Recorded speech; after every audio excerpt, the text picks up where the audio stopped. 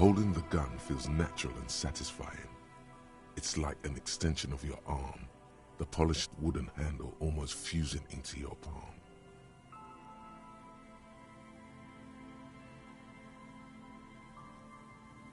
It reminds you of the day you first held it, with fear and respect, hoping you don't have to use it in vain. The sun was out in Jamrock. It was so long ago. Sheathe your sidearm, officer. A serious law official, cop by the book, should know to only unholster their service weapon when using it is unavoidable.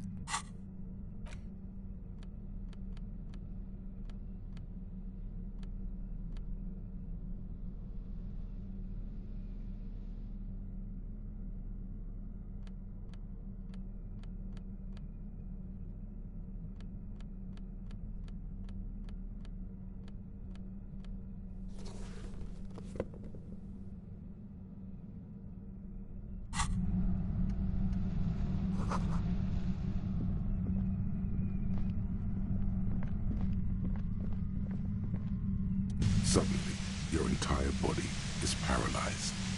Aggressive white noise fills your skull. A strange pain, like you've never felt before. Through the static, you hear a woman's voice. It's like 1,000 radio stations are being blasted into your head all at once. But her words are the only ones you can make out. I know you're feeling pretty uncomfortable right now. Don't move too much or fight it. That'll just make it worse. Can't say it's a pleasure, officer. I was really hoping not to make your acquaintance. But here we are. The voice coming through the whirlwind of pain is not malicious. She doesn't want to hurt you, but she has to. Doesn't wish to hurt you, not according to your ear canals. Wait, no, not even your ear canals. This is going directly into your neural pathways. No, buddy, that's not going to help. You can't shield yourself from this. It's an entirely new type of experience, way worse than all the previous ones. Don't focus on the pain. Focus on doing your job. Tell her she's under arrest.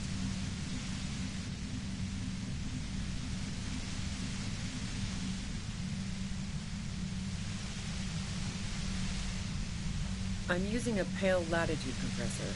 You and your partner have been caught in its field. The explosion of static you're hearing, it's the ULAN frequency, blasted from that pale emitter that Angus mentioned.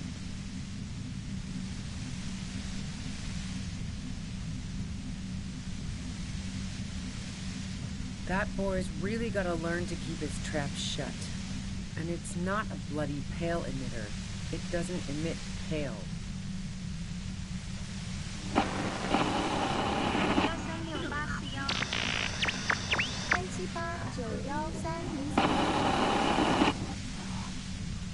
A pale latitude compressor is used to sort of make the Pale more manageable.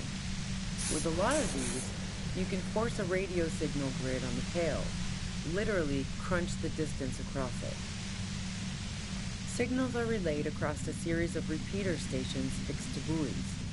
Not a fun job manning those stations. All alone out there in the Pale, people lose their minds in just a few years. So, what we are experiencing is a concentration of radio waves. Precisely. This is an industrial strength paraboloid. It's meant for forcing dimensions on something that doesn't have them. Needless to say, the frequencies used are out of this world. At the upper limit is the large prime number generator station. It's used specifically for Pale latitude compression. That's why you may be hearing some numbers. But you might also hear, or think you're hearing, local radio chatter. She's been holed up in here for a while with no one to talk to. Keep her talking, and you just might get an opportunity to break you loose.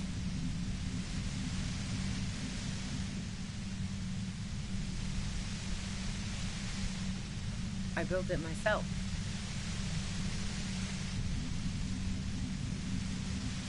And she's proud of it too, as she ought to be. This is way beyond your abilities.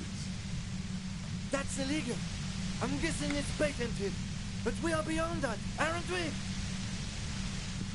Oh yeah, way beyond. Yeah, I stuck my head in there before using it on you.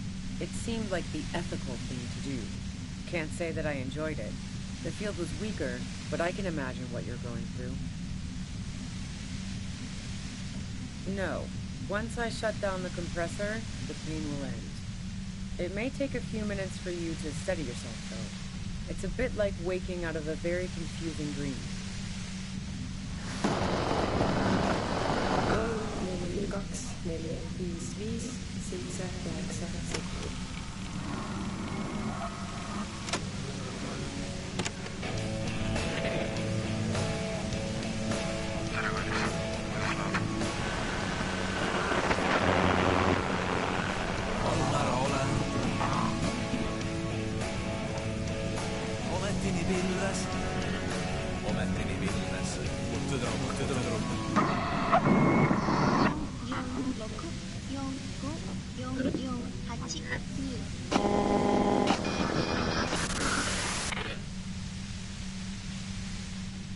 Yeah, let's not talk about that shit. You were hunting me and fell into my trap instead. That's all there is to say about it. So she thinks of you as hunters, not cops, and of herself merely as prey. If you've got something really important to say, you can do it through the white noise.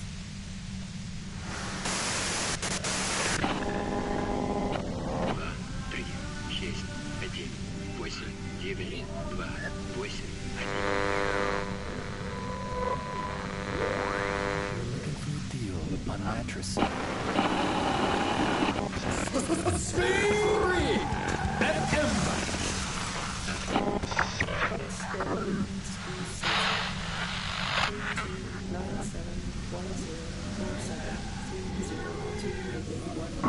Done this.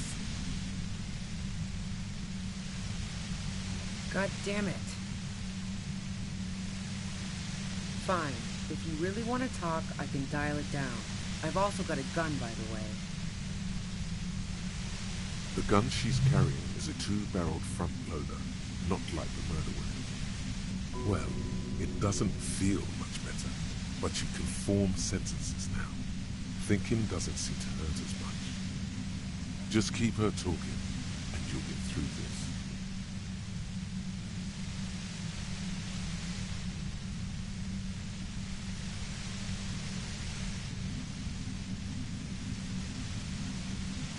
No, I didn't do it. I only helped stage the lynching, though I doubt that makes much of a difference to you.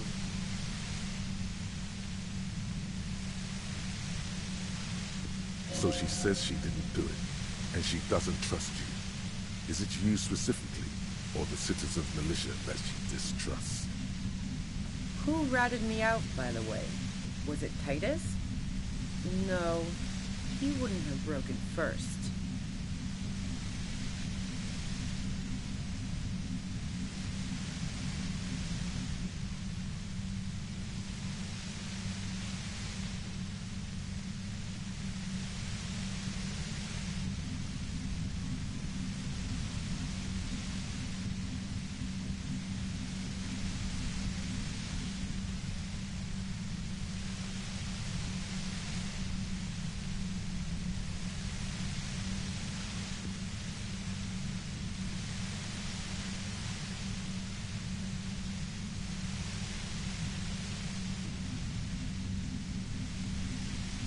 Oh, well, I guess I always knew she was a survivor above all else.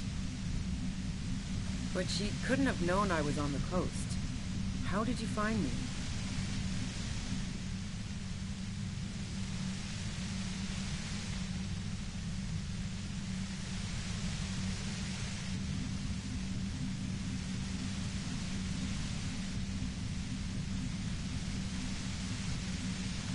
My boys?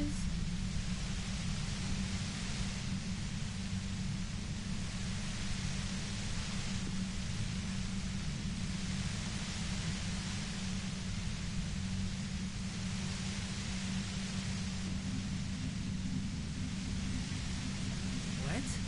I don't even understand what you're trying to get at here.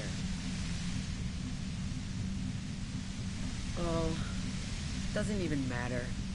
How could they be my boys when they're not even my friends? Those guys liked me, I know it. This is what happens to people whom people like. A dour despair is creeping into her voice. How the fuck do the rest of you get by?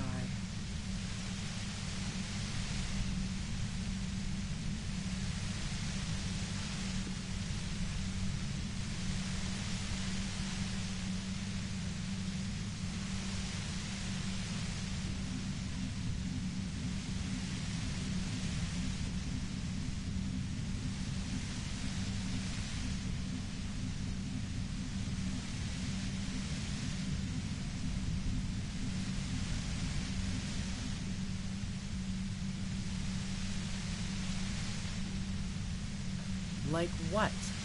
I already told you I didn't do it. A strong moral compass. She still wants the opportunity to make a case for herself.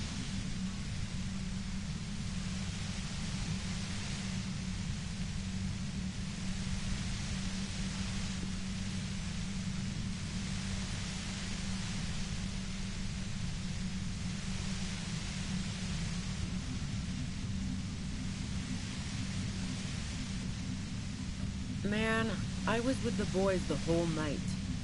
I hope they at least bothered to impress that upon me.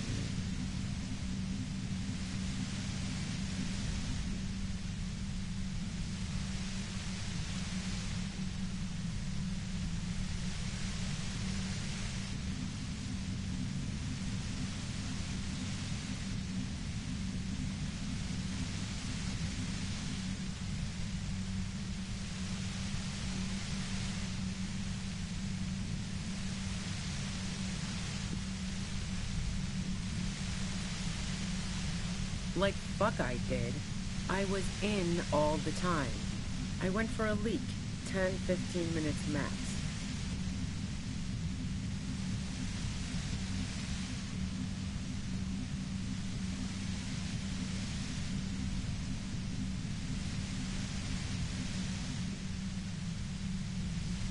Look, fuck you, man. I might also have stopped by the bar.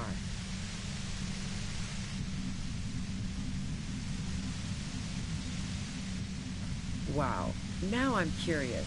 Please, explain.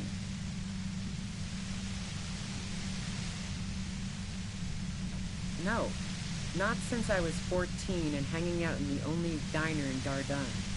Haven't been into low-risk, no-reward games since moving to the city.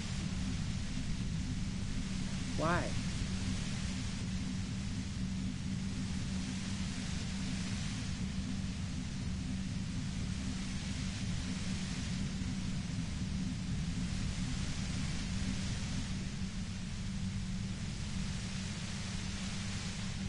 don't know it, but also...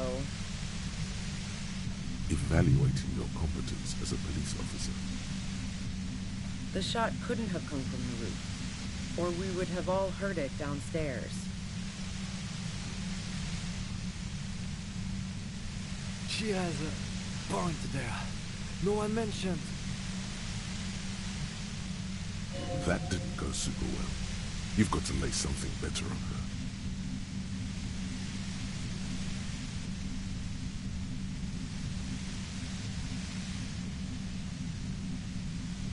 I considered her a good friend, yeah.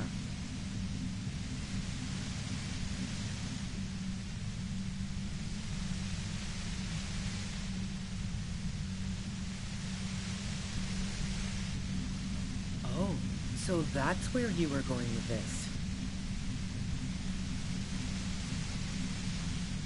That's a very sentimental way of putting it. We both had pasts we didn't want to catch up with us. And we enjoyed listening to music together. Why not go on a road trip? The lieutenant watches her expectantly, occasionally shaking from the pain. Okay, fine. I was into her. Clausy was into me too for a time, I know it. We even fooled around once. And yeah, after that I thought maybe we could make a go of it.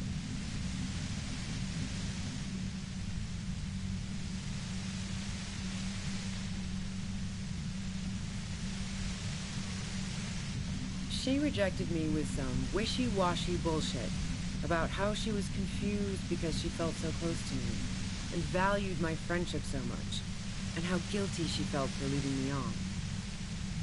I knew that wasn't the whole story, but thought, fine, I'll take it and move on. No ill will then. It wasn't a problem for her.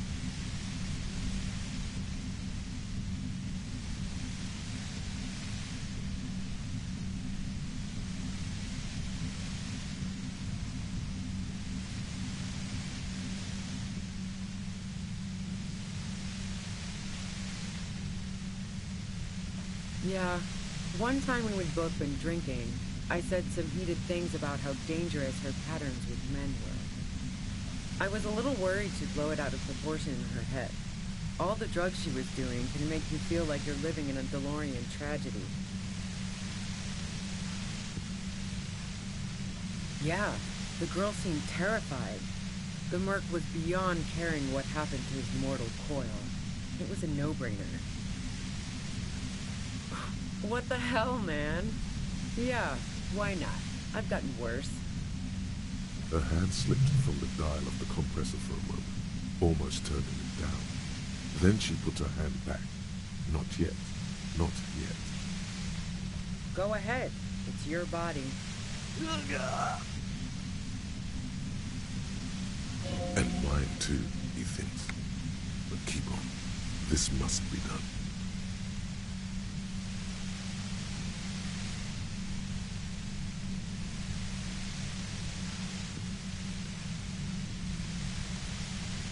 No. Gifts of flowers and candy aren't really my style.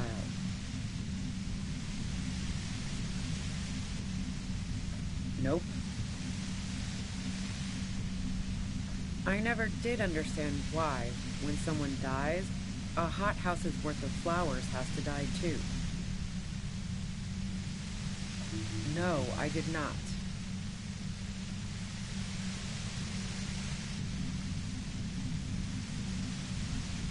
I didn't like him. Hardened mercenaries aren't particularly likable types.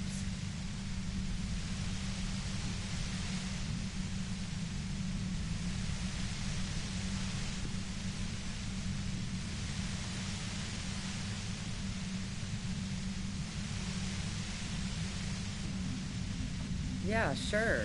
And I didn't like Wild Pines sending in those foreign hirelings.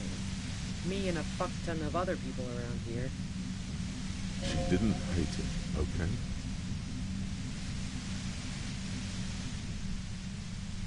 You think I was envious of his conquests? Look, pussy's not a problem for me.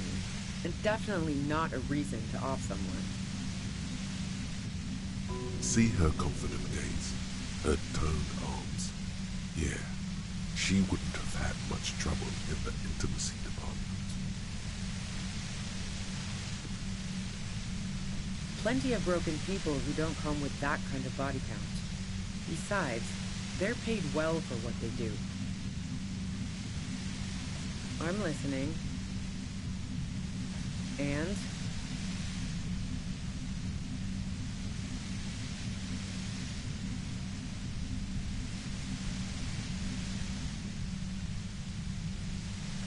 No, they're not practical. Break too often. Sure don't. A breach loader? No. This is such a wipeout. The gun store. Trigger Happy Jacks.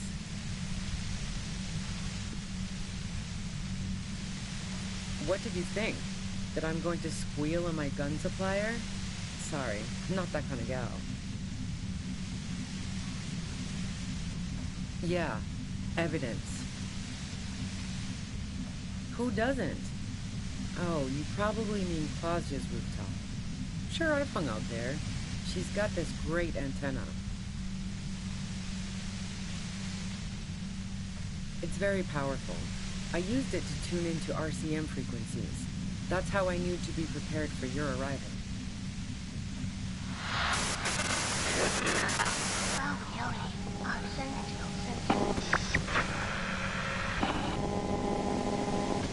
The view's pretty bomb, too. But you might say the antenna was the main attraction there, yeah. Along with Claudia. Yes, I'm sure. And anyway, as I said before, the shot had to have come from afar. So, Heart of Gold Tommy fucked me over too. Never trust a musician. That really comes as a blow to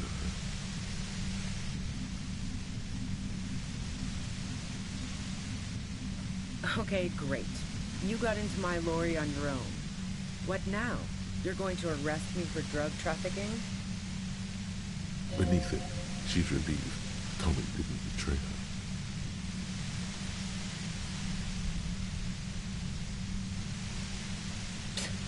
That's your prerogative. Man, it's to get away from all that murderous shit that I left Jamrock, my previous employer, for the union. You good? She deliberately avoided naming the mob she worked for. You might be able to find this out later. I got lucky being a dispatcher. Never had to do any of the really dirty work myself. This gun has only been used for self-defense against serious scum. There, it's going to be easier to reach the machine now. Based on what I've heard about you, you are serious scum.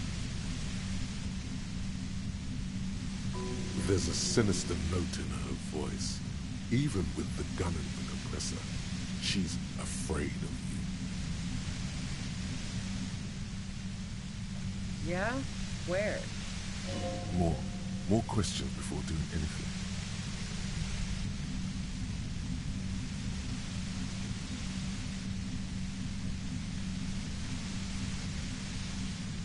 I saw you roll into town. I wasn't about to stick around for questioning by a goddamn La Puta Madre agent. So this is what she was scared to tell Titus. This cop. That strange, distant fear is getting close now. It's a fear of yourself. Yes, you. Everyone says you're his peon, his human can opener. Oh, fucking me. Fucking hell. And why me? You hear through the white noise. It's especially bad suddenly. Felt like a vein exploded.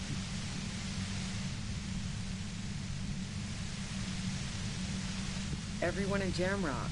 The cops, the criminals, Why do you think I'm holed up in here with a goddamn death ray waiting for you? If she knows that about you, she must know your real name too.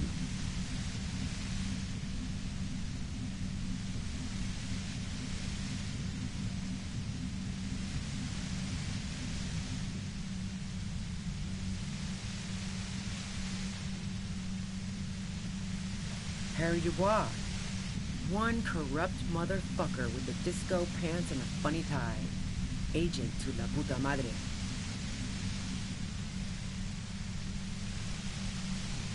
So she knows your name. That doesn't mean you're on the tape.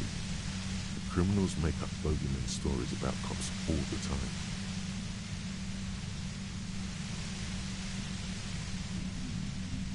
I don't know. Sounds pretty convincing to me. Is that a joke or a threat? I'm guessing both.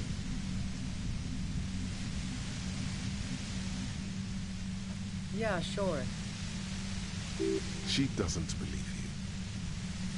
I'm sure La Puta Madre himself will explain it all to you soon enough. You've been to my lorry. You think the biggest player in Jamrock appreciates competition? And now I have Harry Can Opener in my lair. Fucking Titus. I thought we had an agreement, she thinks. This was not supposed to happen. She's not going to change her mind that easily. She still perceives you as a threat. Wait, one thing, possibly small, but she said you rolled into town. Was that you singular or plural? She might know something.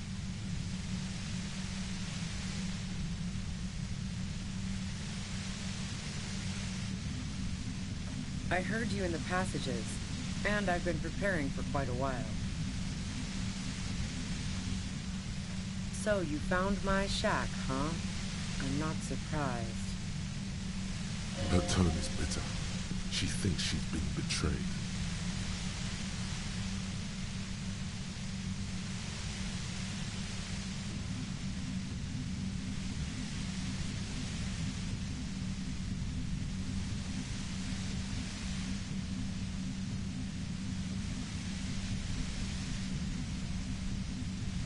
So nice.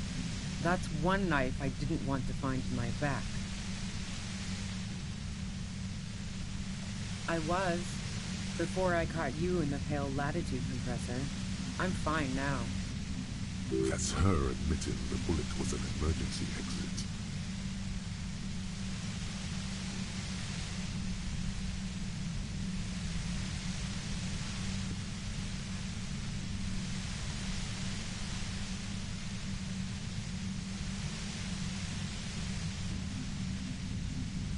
Yeah, you had your death squad with you.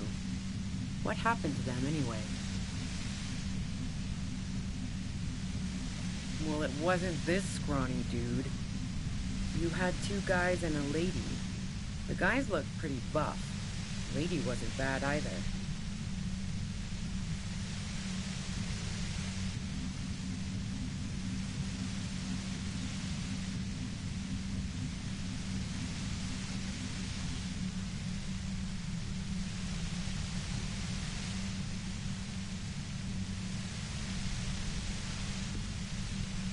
One of the guys seemed chipper, a blonde.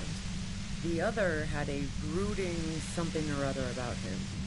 And the woman was the only one in uniform. All were carrying.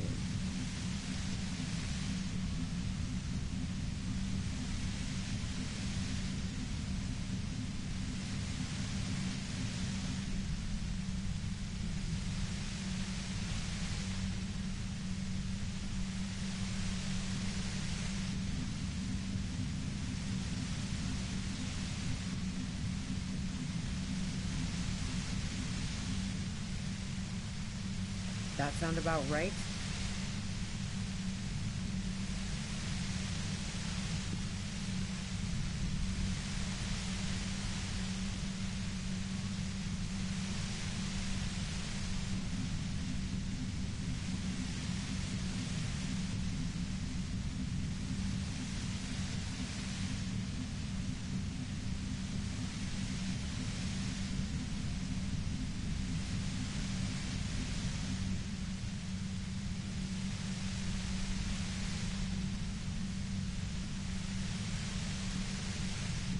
Well, this has been a great talk, really. But I think I'm going to hit the road now.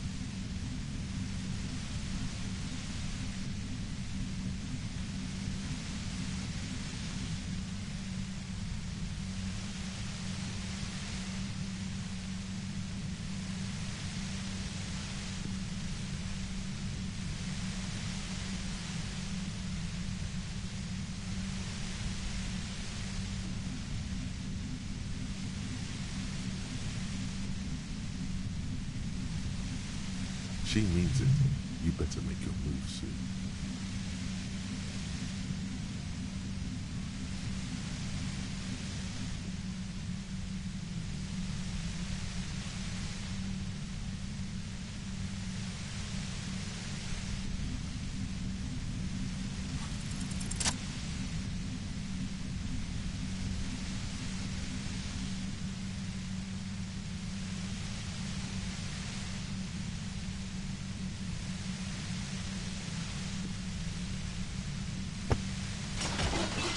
You did it.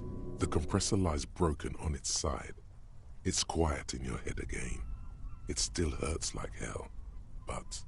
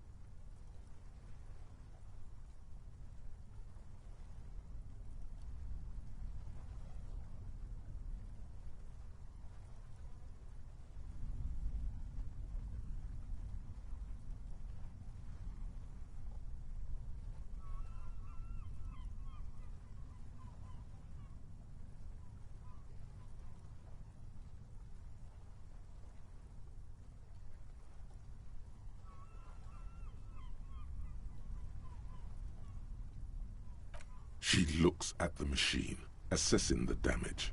Her hand trembles.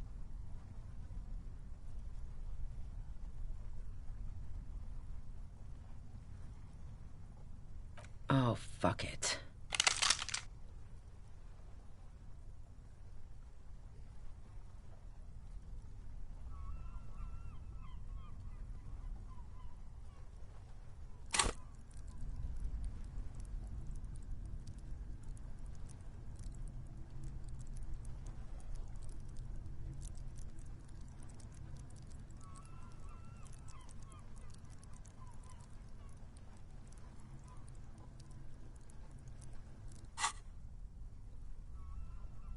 Problem solving.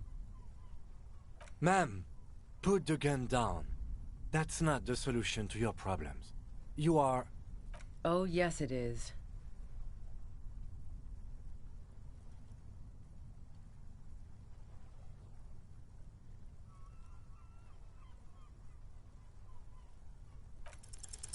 You should know the words to say. You've been here yourself. So why is it not coming to you? Because you've been going around pointing a gun at yourself, trying to answer the same question in vain. Her finger squeezes the trigger now.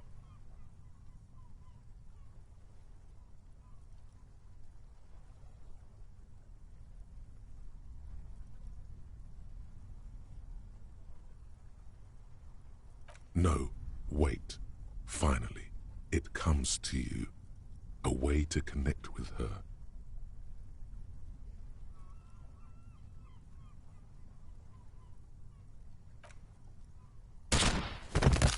She flashes you an incredulous grin. Then she exhales sharply, shakes her head, and pulls the trigger. You watch as her brains trickle out through her neon hair.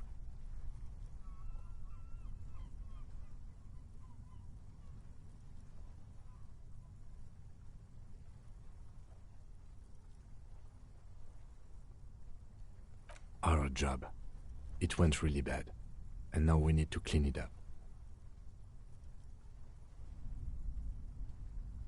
Lieutenant Yefreitor Dubois, control your emotions. We did our job. This won't be the worst thing that happens on this case, believe me. You can't let this break you. There is no coming back from this one. It will stay with you in nightmares. Fuck!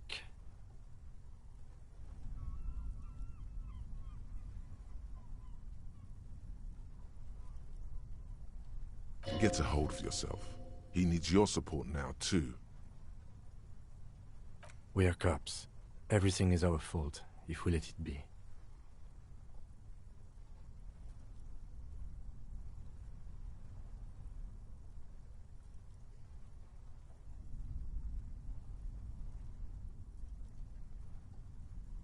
We clean up. It may take days for processing to pick up her body. We need to move it somewhere. That tent there.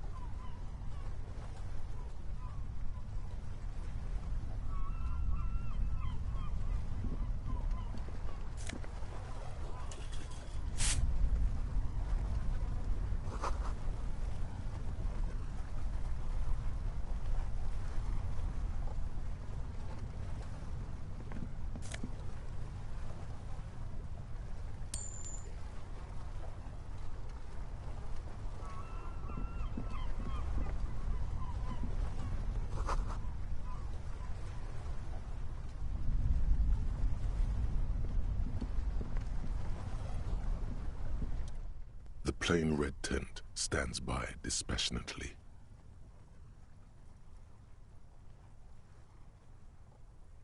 It was pitched by practiced hands.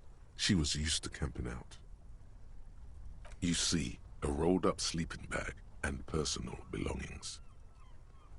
We should put her in the sleeping bag, so the rats don't get to her. The lieutenant nods.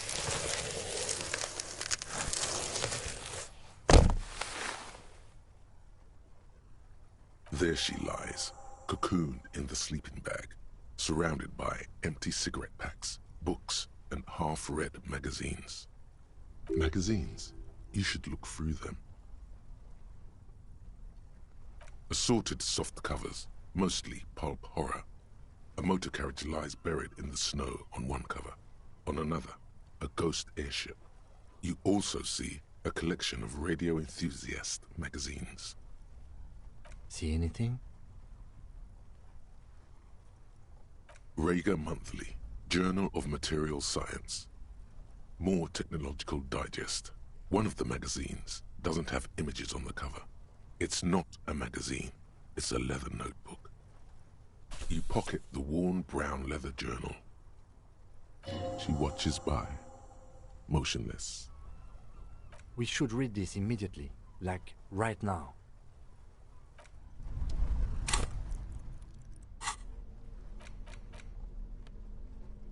A thick journal. The cover is worn like someone used to carry it around in their back pocket. It's made of full-grain leather.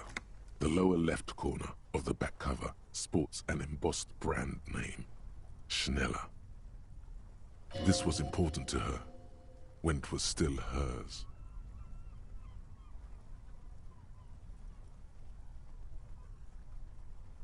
The journal falls open. About 2/3 of its ruled pages have been filled. The large cursive of someone who writes quickly and confidently. Perhaps too confidently.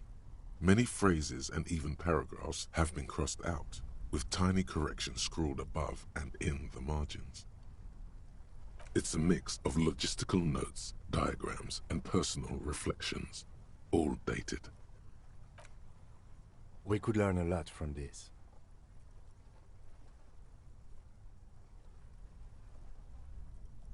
Hard to tell exactly. It's mostly noted down in code.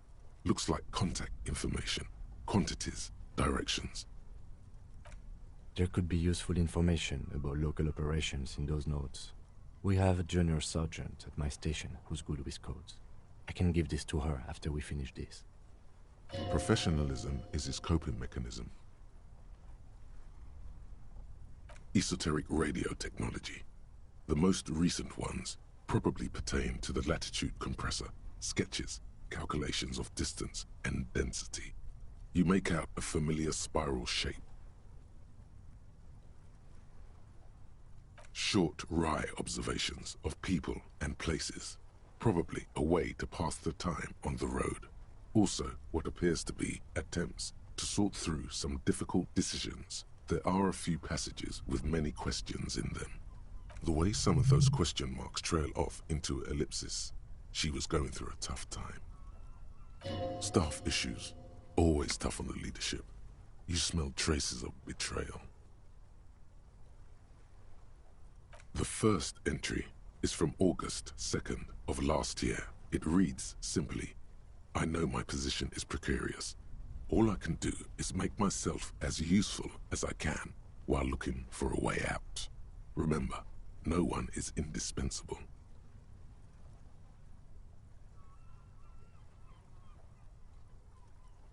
Nothing on March 4th.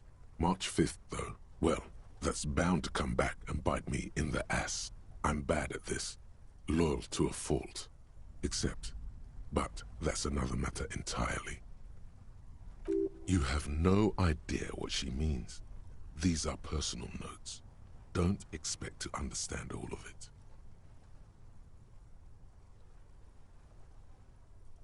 That name isn't mentioned as far as you can tell. What about this M? Could this be La Puta Madre? Here, March 9th and March 15th.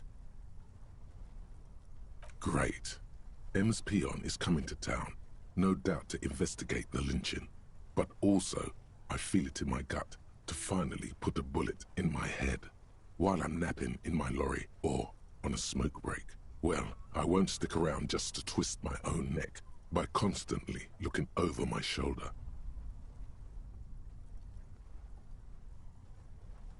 Then again, isn't that what I've been doing ever since I got the call?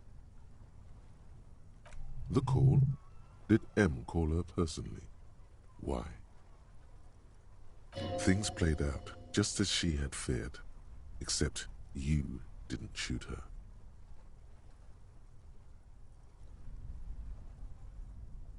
It's in you to do something like this. Kill her. Physically, at least. You could pull the trigger if you had to.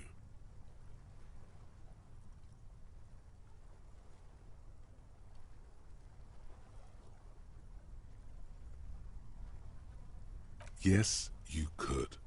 You'd pull it 1, 2, 3 times and watch her fall. No, stop. He wouldn't do that.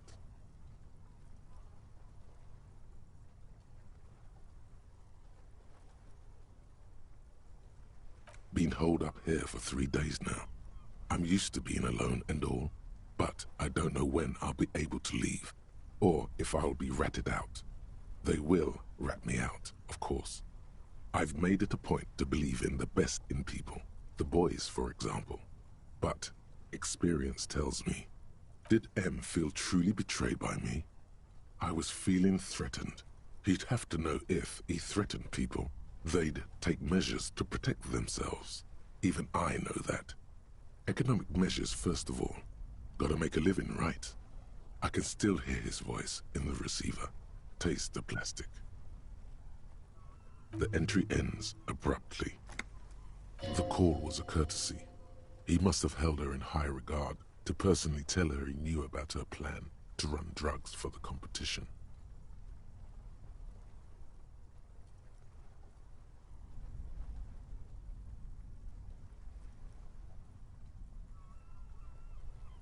The most recent entry is from today. It reads, "Even when I leave here, if I leave here alive, what's my next move? Staging a lynching is a crime, even if I'm not accused of murder on top of that. Forever on the run. Not really my idea of the open road. Man, I was really looking forward to winning." I don't think she killed the mercenary. It looks like she might have been framed. Too bad we didn't really get to hear her side of the story. This whole thing was a detour, and a fatal one, he thinks. Don't get emotional.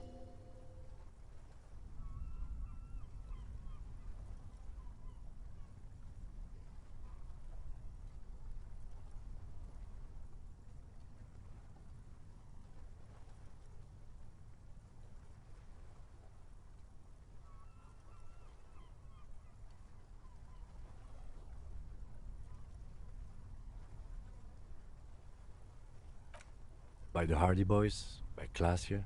By us?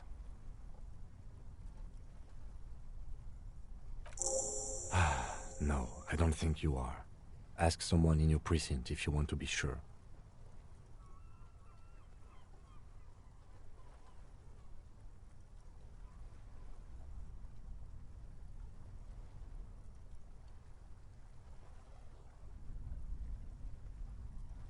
His trust is well placed.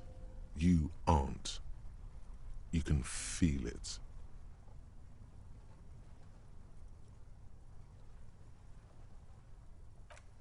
Classier was the one who pointed the finger at Ruby. Perhaps she was trying to steer us away from herself, or...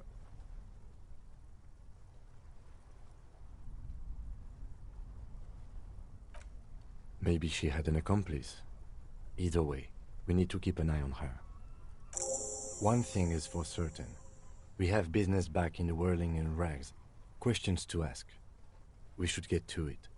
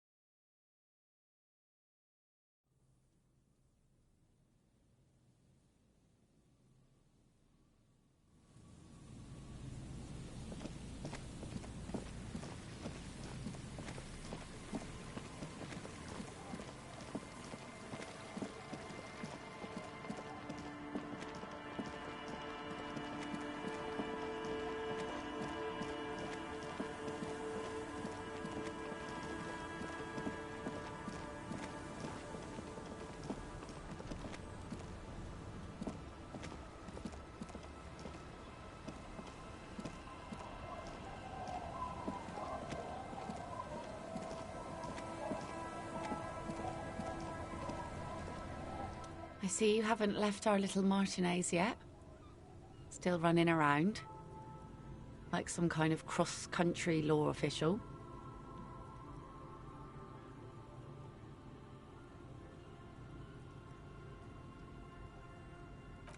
Hi. I guess you do. What's on your mind, Officer Harry?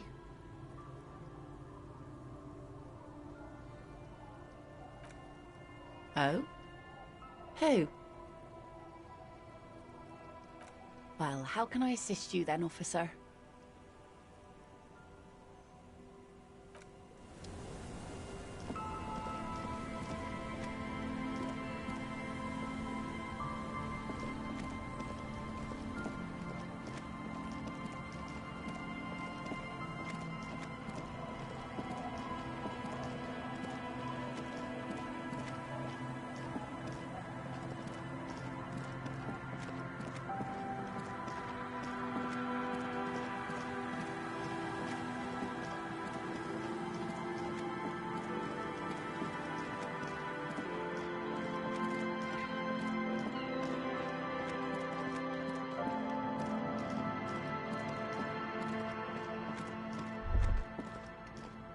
Stop.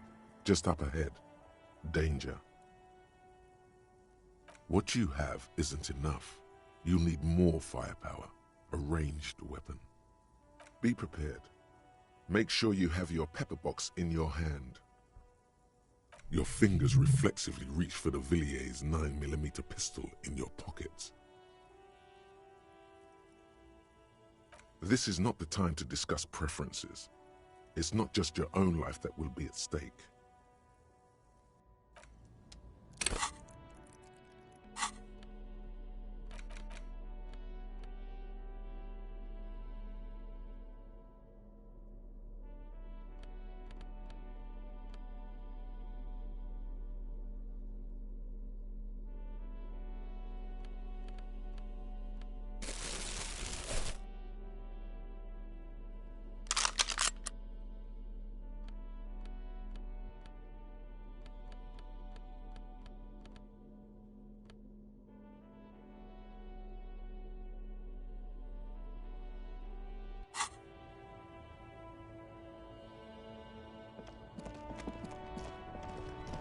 I'm all out of shits to give, Loincloth. Welcome to the fucking reckoning.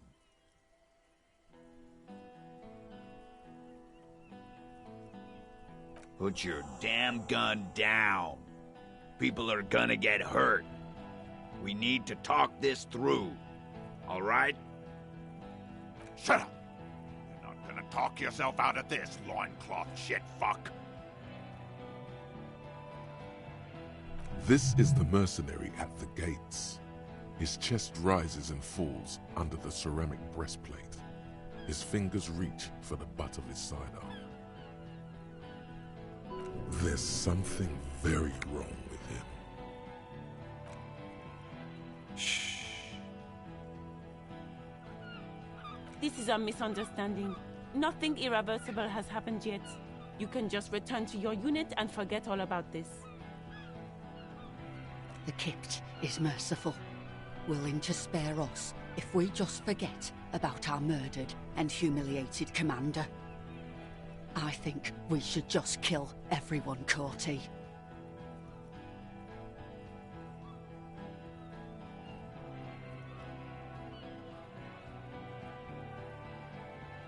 You are all drunk.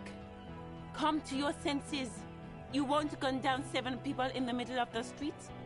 This isn't a frontier town or a jungle outpost. Easy, Lizzie. Let me handle it. I know guys like this. I'm sure we can come to a peaceful agreement. Ain't that right, fellas?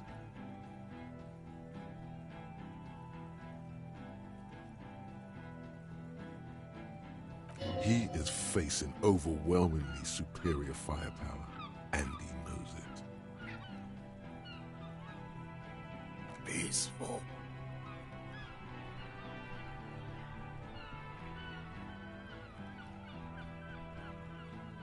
Nest in your abdominal cavity like a little wild mouse. The masked man's words are barely intelligible, but you can hear them. Fuck, there's the third one. How did we miss something like this?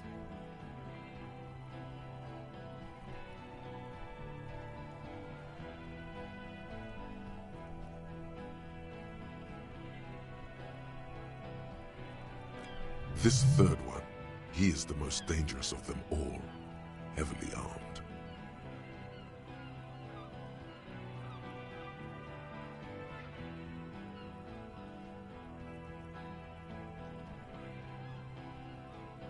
The lieutenant is genuinely worried for his life. You should consult him before getting in there.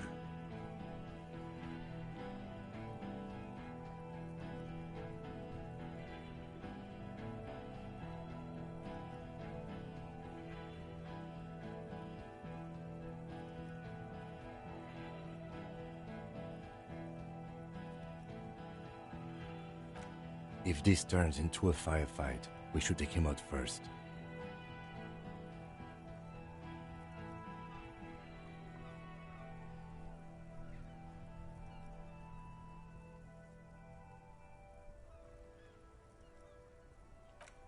My plan is not to get killed, but we have to intervene. He doesn't want to, but he must.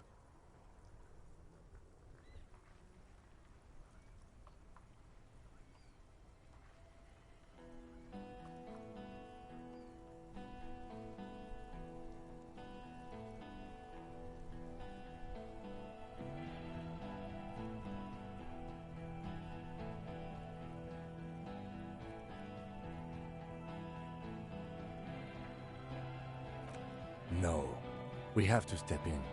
This is not going to end well if we don't.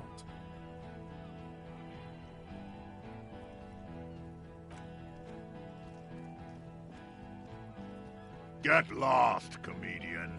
You cops had your chance. Now it's fucking time for some justice. Pig fuck!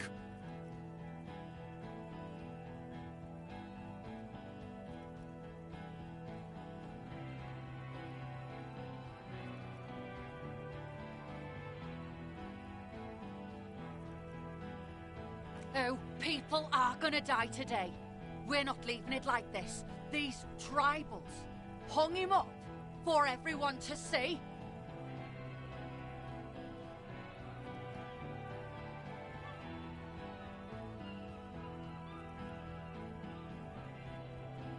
No one is going to kill anyone.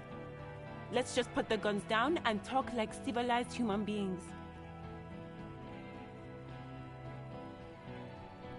With a wordless gurgle, the killer loads his long rifle.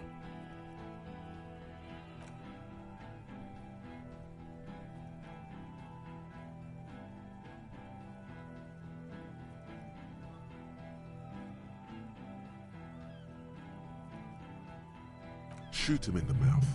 Shoot him before he shoots you. No, wait. It's good you have that gun. It really is. Just soften him up first. Present an argument. Even if it comes to a fight, it's always a good idea to drag it out first. Get under his skin.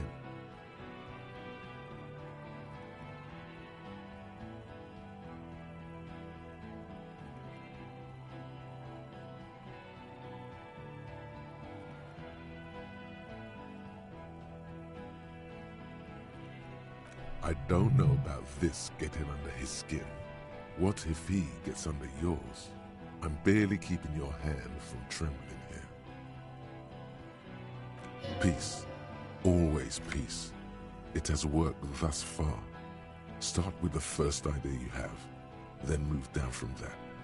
Please.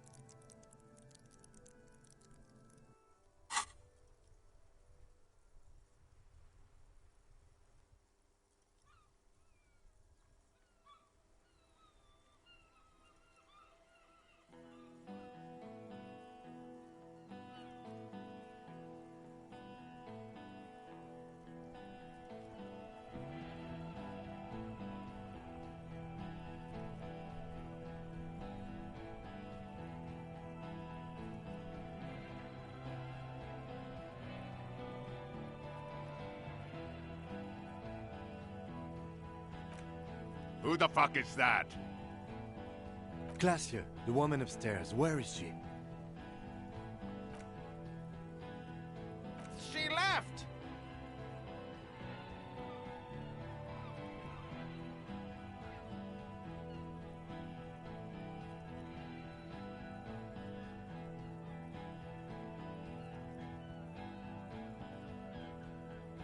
Unarmed, hunched, but keeping it together.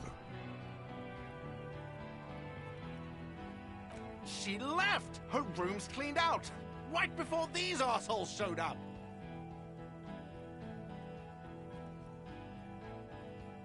We should have arrested her.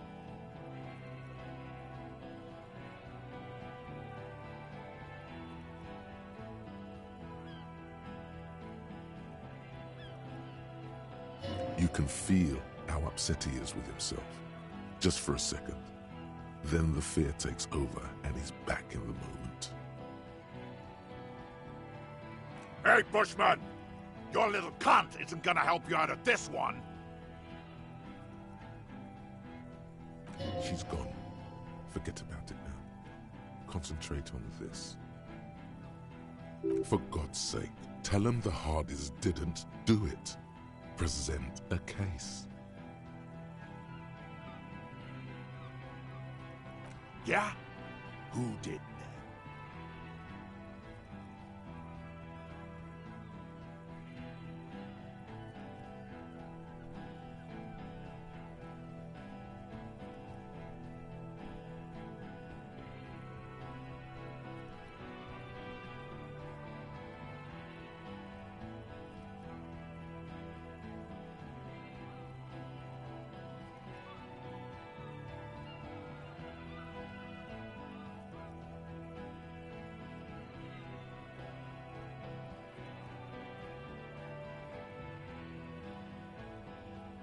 How fucking convenient. His fingers are twitching. That's a draw reflex. He's about to draw.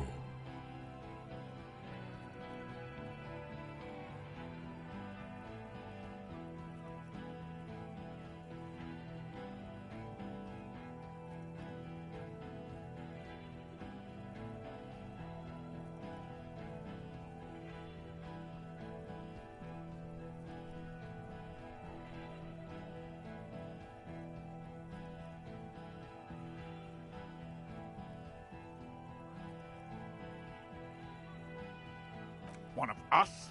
You saying we? What if I just shot one of your pals here right now? Huh?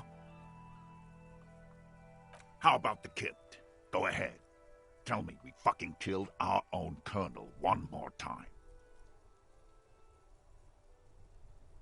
Listen, please. This cop and this drumhead cop marshal won't decide who... He's gonna do it. He's gonna shoot her.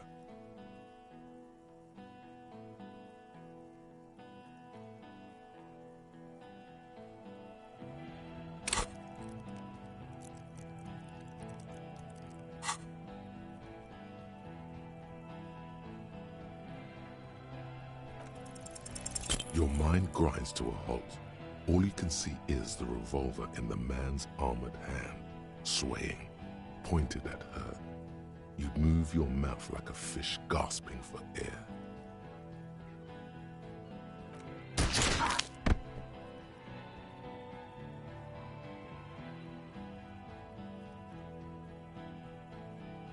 The shot rings in your ears, a low, tinny ring. Then the Hardy Boys yell something. I'm okay. I'm okay. Fuck this! Gene! Cancel Lizzie! Now! He'll be ripped apart. They all will. The moment the third man opens fire. And he knows it.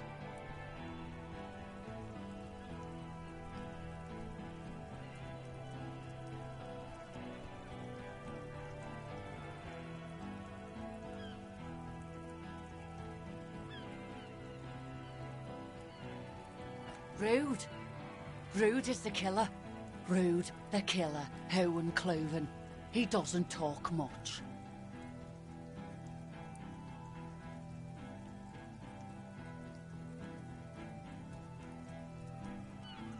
All of you cunts inside out. The gunner, the raddest, the killer.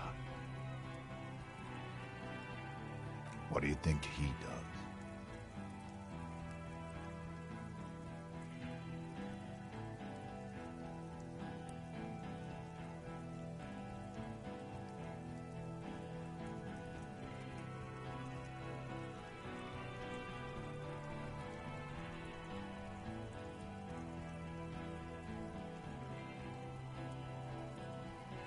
You're a tit-sucking pig.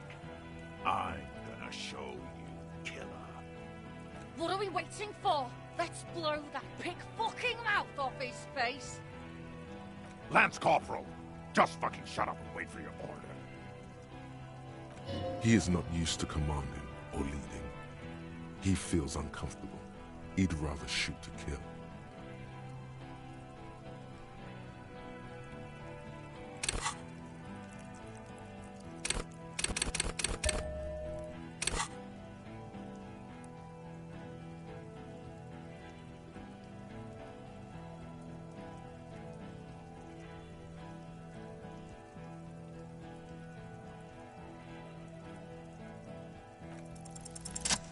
Dangerous.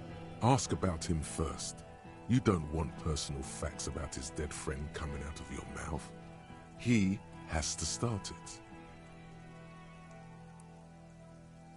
Sergeant Major Raoul Cortiner, reporting in to burn this fucking mud hut to the ground. As he moves, the interlocking pieces of his armor click softly. For killing, maiming, and humiliating our commanding officer, you're all sentenced to death by lead.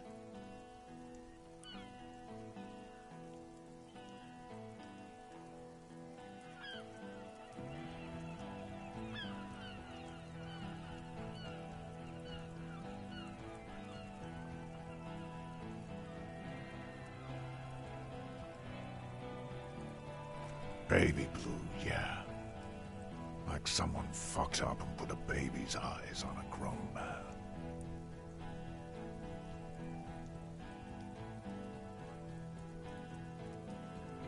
It was creepy, but bitches like that shit, I guess. Or, I don't know what bitches like.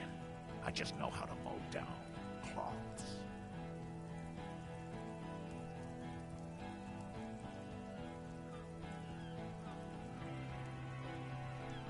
Our colonel did what he had to do. It was either one cunt or 100 of them. Rude here. In your shit pipes, right in the fucking...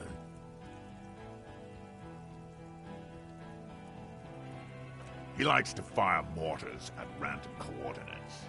Wipe out mud huts like that. When he gets bored, Lady knew how to command. He was a good commander. I can see you miss him. Oh yeah, he would have commanded this fuckhell way better than I did. That didn't happen, because Hayseed Bill and Kipty the Kipt here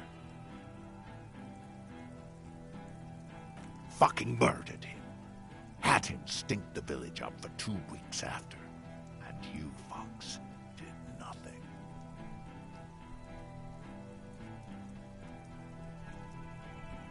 Listen, man. We told you we... Told us what? What did you say, tattoo fuck? You'll die next. Right when she gets out.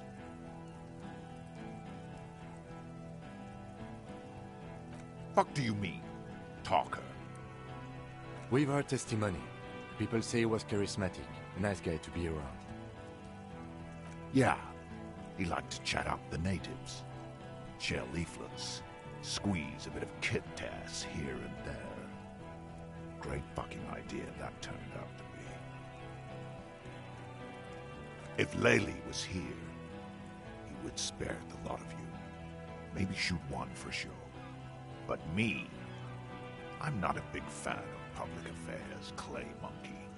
I'll gun every one of you down for what you did. Ready to open fire, Major.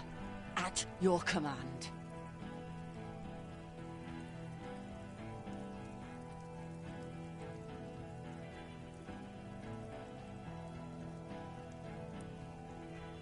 Find his killer. Cop, his killers stand right there, shitting their pants, and you're standing in the way, protecting them. They didn't... Shush. Blood's all gone out now. Not long to go till the rattle starts. 1 down, girl. 7 to go. Big talk, but you got him to admit he's a bad leader. It's a small thing, but it got him off center.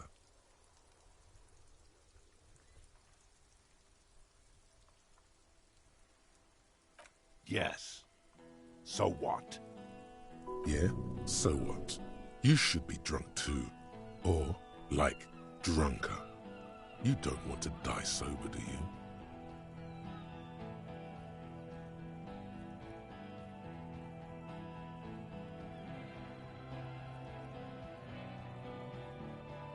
Fucking horrible. A girl got shot. Because of you? Only warm alcohol will help soothe the guilt. Shut up. Let him think. Too much is on the line. He's not gonna fuck it up because of you. I won't let you.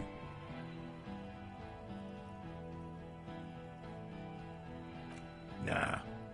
I'm clear as day. Fucking government-ordained super soldier. Enough already! What is this? We didn't come here to fucking chat! Interrupt me again and I will execute you on the spot, Lance Corporal.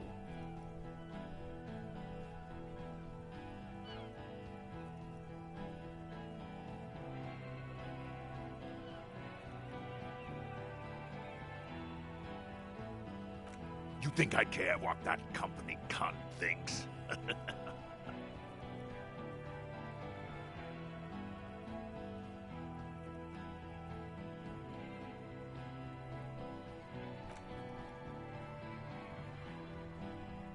Now is not a good time to strike.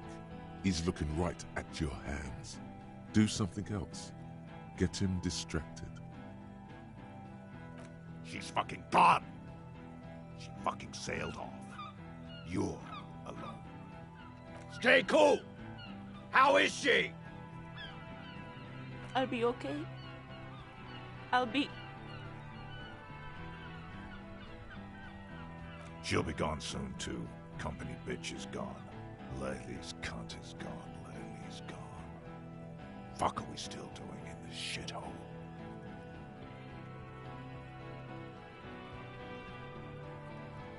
Guys, I just get in the way.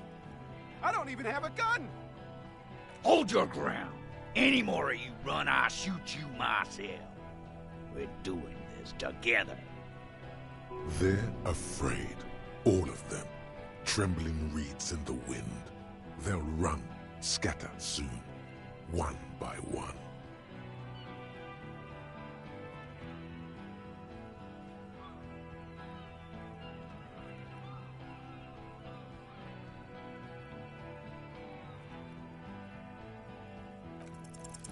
All right, here we go. This is an illegal tribunal. Krenner would never sanction this. Who's the commanding officer?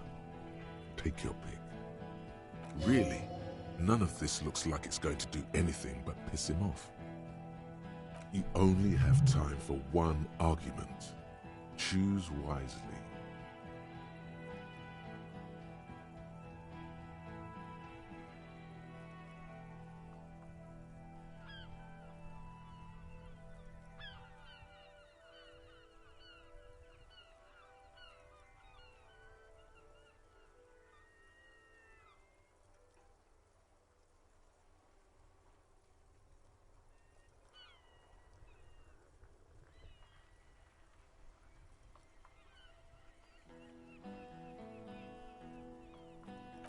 Me?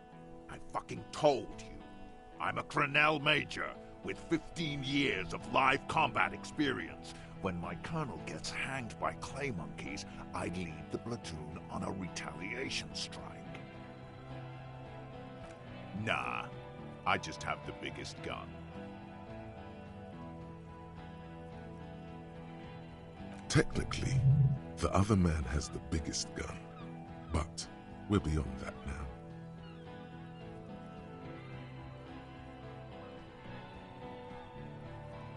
King Reaper.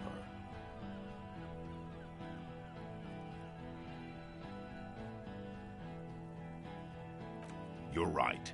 But you see, I want it to end in bloodshed. Okay, it's not much, but he's thinking about something else, and his hand is off the gun. This did something. Now fire. Fuck them up. Do it. The muscles on your back tense up.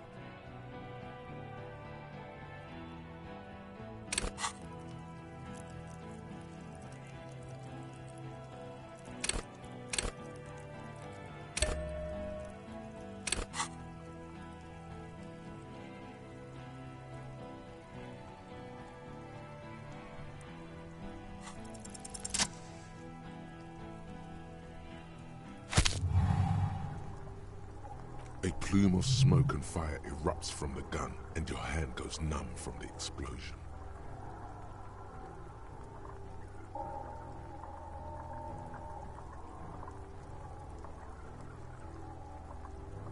The smoke drifts west with the wind. You hear the plaza erupt in violence, slow, like a waterfall in reverse.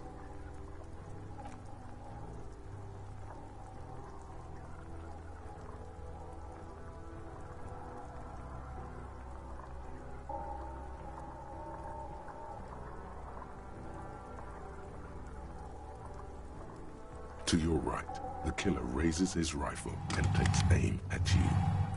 His moves are steady, but the long barrel of the rifle sways slowly.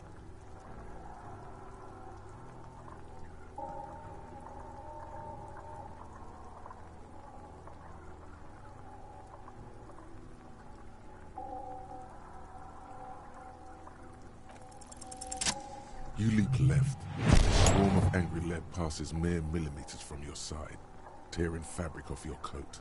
Feels like the lightest of tucks.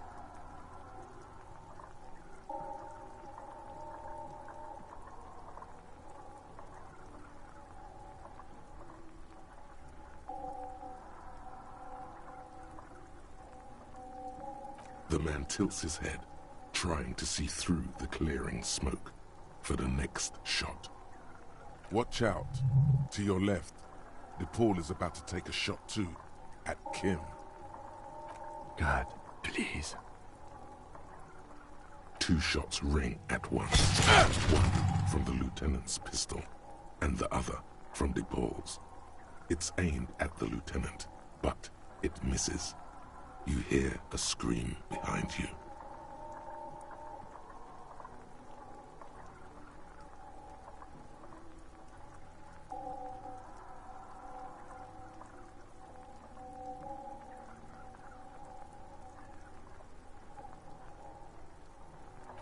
Glenn, dying in a puddle of blood behind you. His mangled torso has 2 gunshot wounds. Blood gushes out of them like red geysers. Oh God, watch out!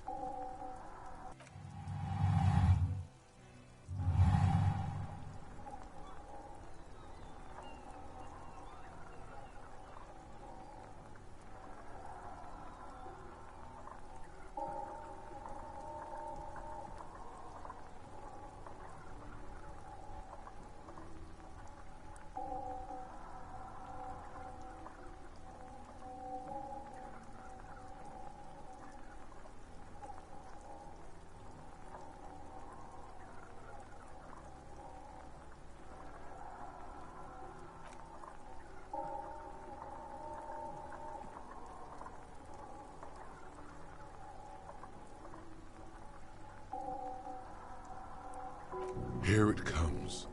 Death.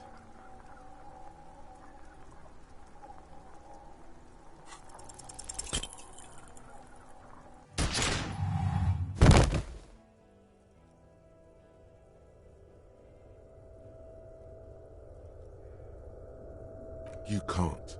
There is no time. Something inside your pelvis explodes. Your entire lower body is on fire, and your legs can't support you. You fall down like a rag doll. The pain is too immense to scream. It pushes the air out of your lungs. Everything goes dark. A distant blur as you recede into it.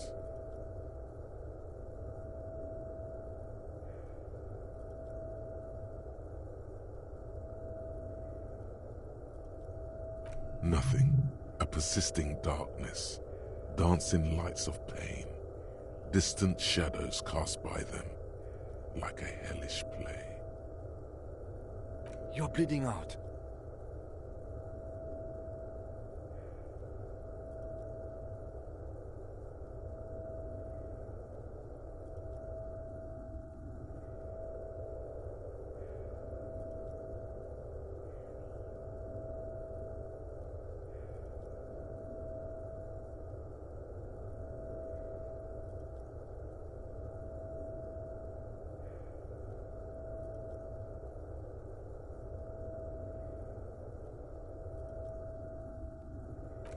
Stay with me.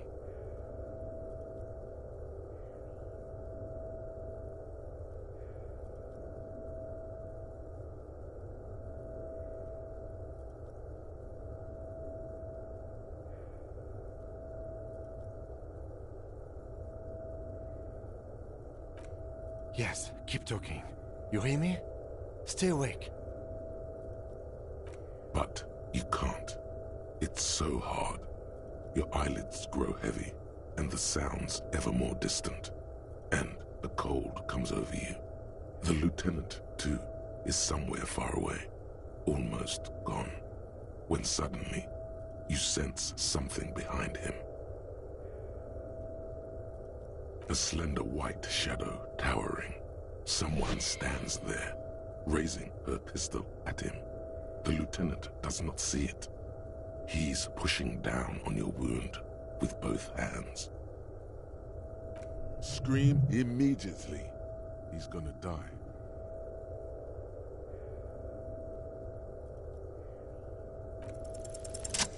No, you say, and hand out your firearm to him. Your hand trembles, and your eyes are full of fear.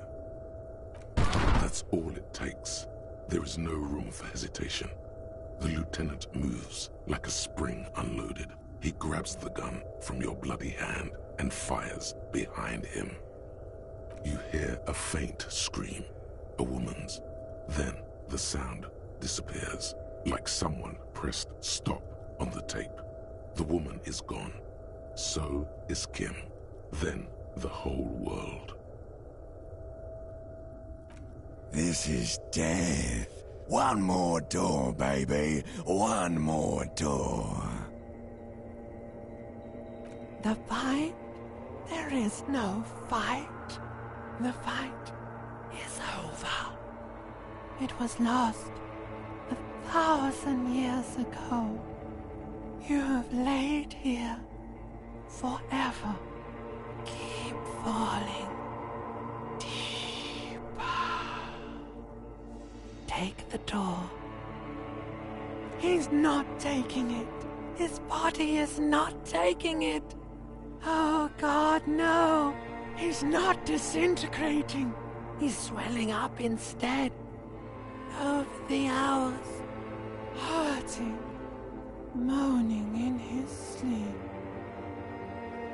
And rotting, and being disinfected, and smelling of drugs, and feeling saliva in his mouth.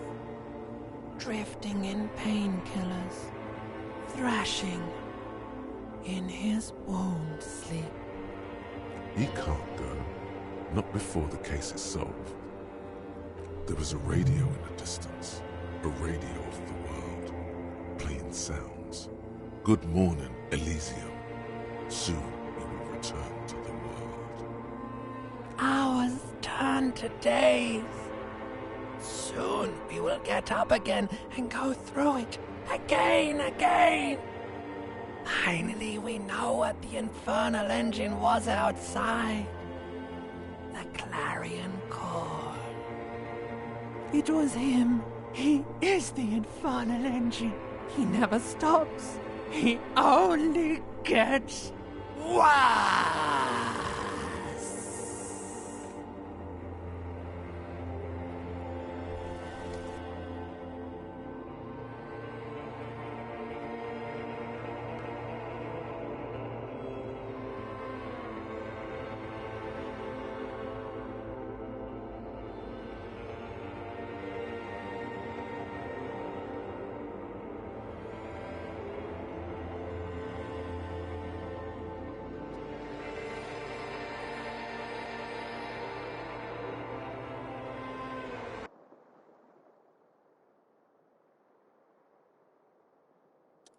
You see the lieutenant's familiar shape in the orange jacket. It turns double, then triple, from the pain. It's nothing. You're alive. That's what matters. Sunrise, Parabellum.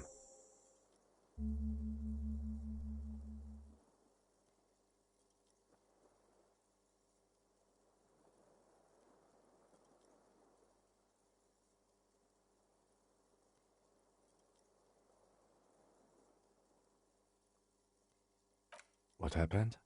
You shot the Major in the face. A firefight ensued. Yes. A blood-stained killer.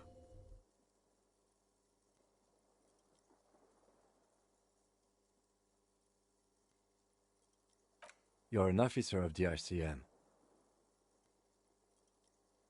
As retaliation, their rifleman tried shooting you. He missed, or you dodged. I shot and wounded him, while Glenn took a bullet in the spine. It was meant for me. He did not survive. This is not the first person to die in his place. He goes on. Titus, Fat Angus, and Theo charged. Angus and Theo did not make it. They both died before they made it to intensive care. Titus survives. So do Alain and the musician. I forget his name.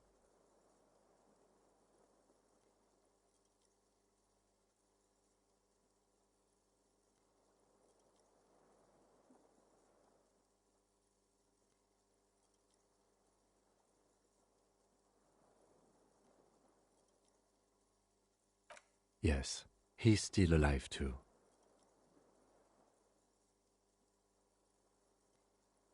You were bleeding out by then. I think you said something about your wife, and you warned me. I was able to disarm one of them, the Pole, before she got a jump on me. I killed her, and that's what happened.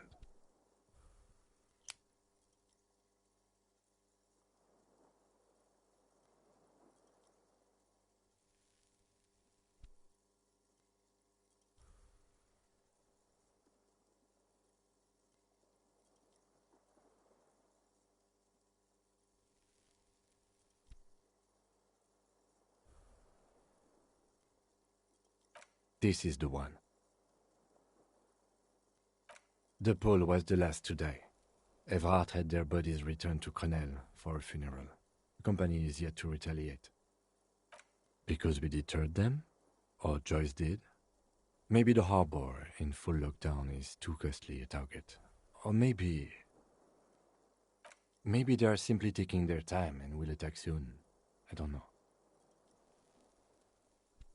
4. Glenn, Theo, Angus, the fat one. He took a lot of bullets.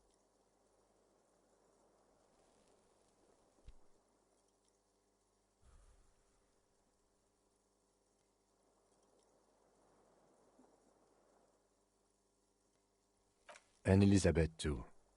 Elizabeth Beaufort was her name. The gardener. No, she bled out before Evrart's surgeon could help her. Evrart sent his personal doctor, but a costly loss for the Union. She was being trained for leadership.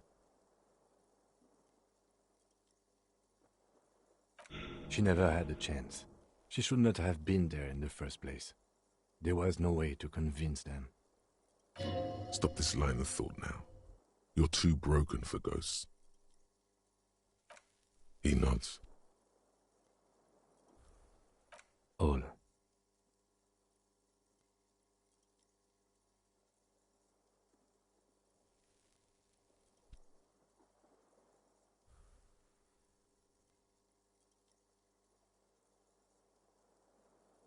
Yes, officer. 6 people are dead. It's not a success.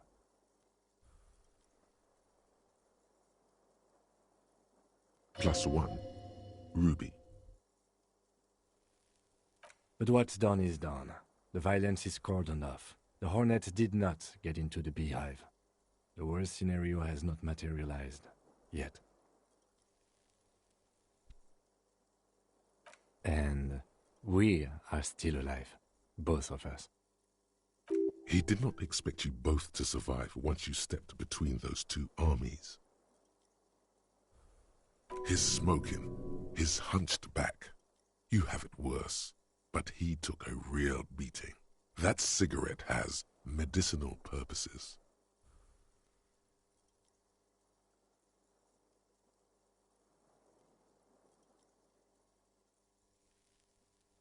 Mr. Gart cleaned it. It took him an entire day. 2 days, in and out. You've been up enough to take Dramamine and curse. And drink water. It's not ouch time yet. You just got the Dramamine pill an hour ago. Wait until it wears off. Sunrise Parabellum. Sunrise, prepare for war. It's an old revolutionary saying. Isn't that written on your... It served you well. The gates of the harbor are boarded up. The streets are a little more empty. Apocalyptic violence is yet to erupt, I am relieved to say. I think we may have held it off, for now. Barely.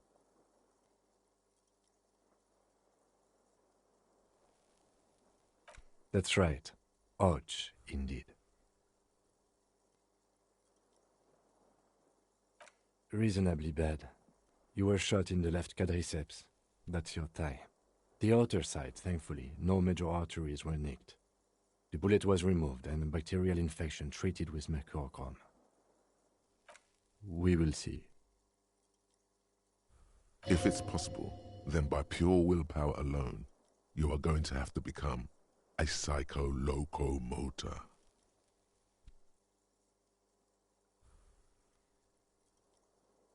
Not very. I have a concussion from that woman beating me with the butt of her gun. I tried to not move too much. Things would be worse if you didn't warn me. Thank you. I did not see her coming. Stupid of me.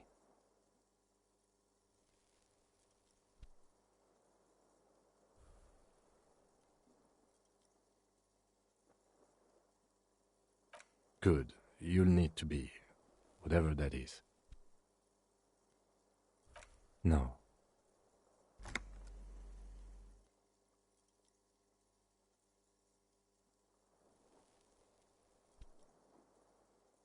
I called your station after the fight. The injury was logged in. They told me they've sent officers to join you on the site.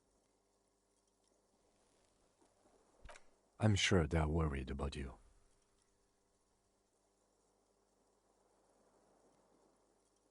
I did. No need.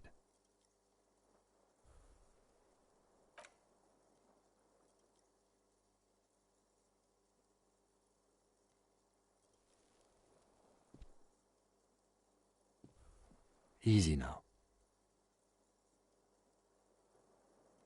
You can take it. Just don't lean on that leg of yours too heavily. How are you?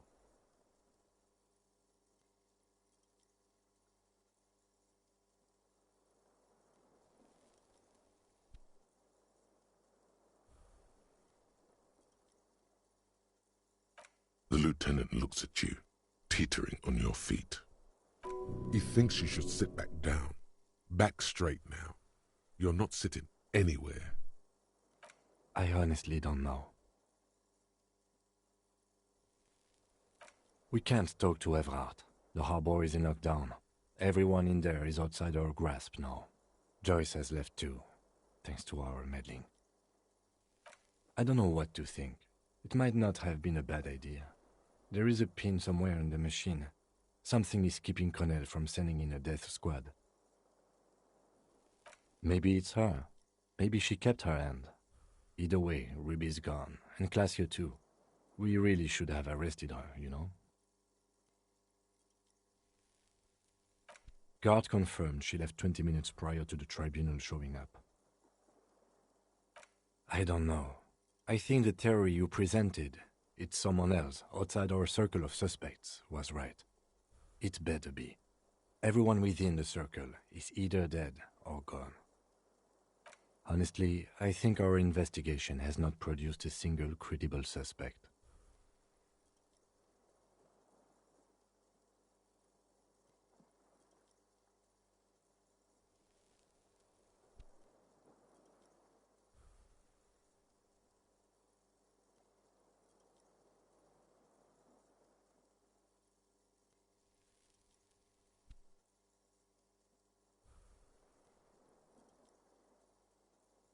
It's extremely easy. There are thousands lying around. We found one, all completely unusable. It's precisely how easy it is to find one that makes the bullet useless. What? Every piece of garbage in the city is not connected to the case. You don't have to keep everything. He's wrong. Okay. Yes, God cursed the footprints, not solving the case for us. Au diable. Don't be narcissistic. Half the cops in Revachol West are his peonies. Even if you are, it is not a decisive factor in this case. We could find thousands more if we wanted. All of Revachol is full of them. But they seemed so mysterious. No need to be melodramatic. I'm afraid we may not be able to locate communism, Detective, on account of it being dead. Ideology does not have anything to do with the murder investigation at hand. I'm sorry, it does not. He arches his brow. The ceiling fan patiently spins overhead.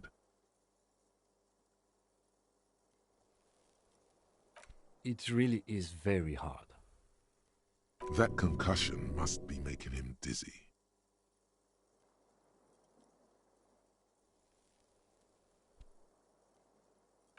No. Are you ready to limp? Good. Where do you want to limp to? A gust of wind blows in from the bay. The duraluminum box around you vibrates imperceptibly. A familiar cold, a red thread on the roof upstairs. Taut, plucked like a string by the gust.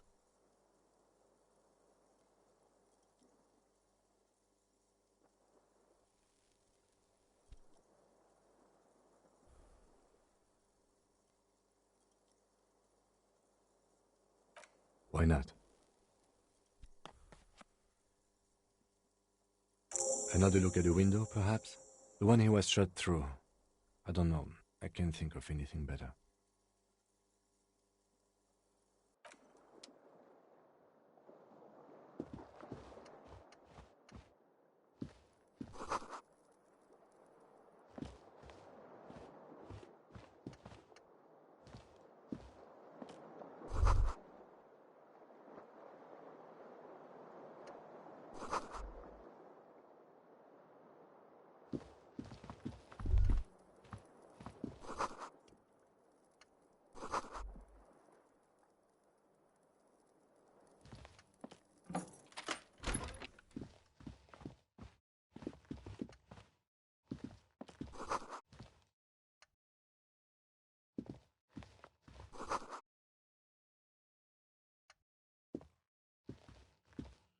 These papers bear the stamp of the RCM. They appear to be fragments of the lieutenant's paperwork, half finished. You may have notes on this and other recent cases. I had Garth open the door to your room. You were running a low bacterial fever the first night.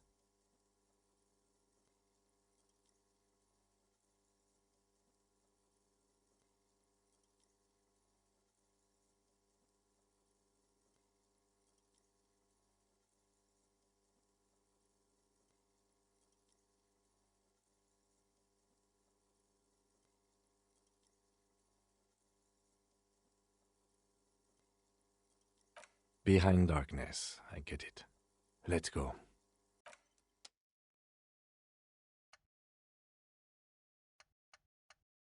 I am sure neither of us feels solid in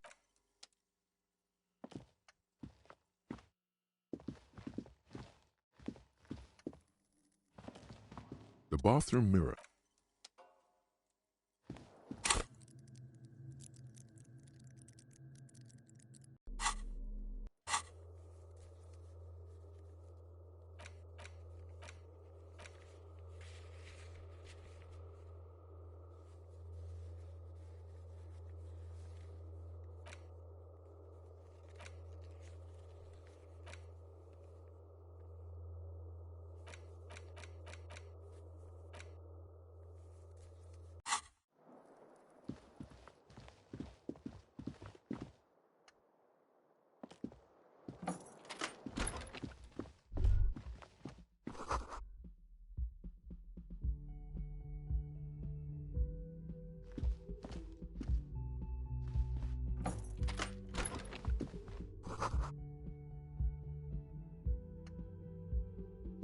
Next to the stack of bills, you see a note, a few lines jotted down in large, uneven handwriting, just as the writer was about to rush out the door. I'm sorry, I fucked everyone over. P.S. I didn't kill him. P.P.S. Gift upstairs. a gift. I am not drawing my gun, yet, but I don't like gifts. He says he's not, but his hand moves instinctively toward his holster as he studies the note. Just don't walk into another radio trap, okay? Relax. Not everyone is out to trap you. It's hardly surprising. You look at her rough, jagged handwriting on the note. She was in a rush, but not panicked. Deliberate. Focused.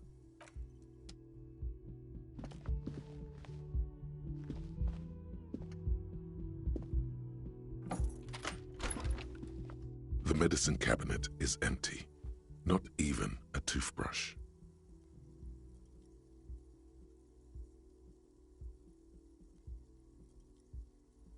Pity.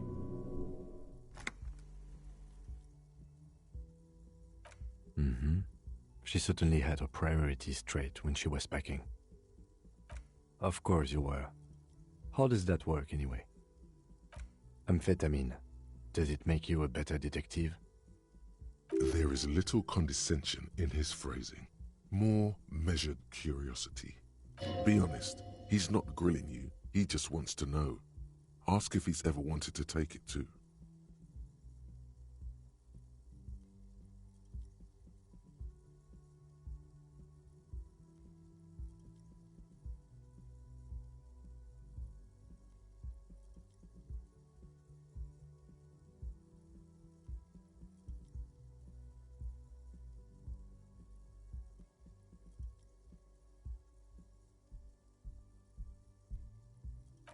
Maybe I should. The beating he took must be more serious than he lets on. Doesn't the pupils and the gurning jaw, the sweating, doesn't it become tiring after a while?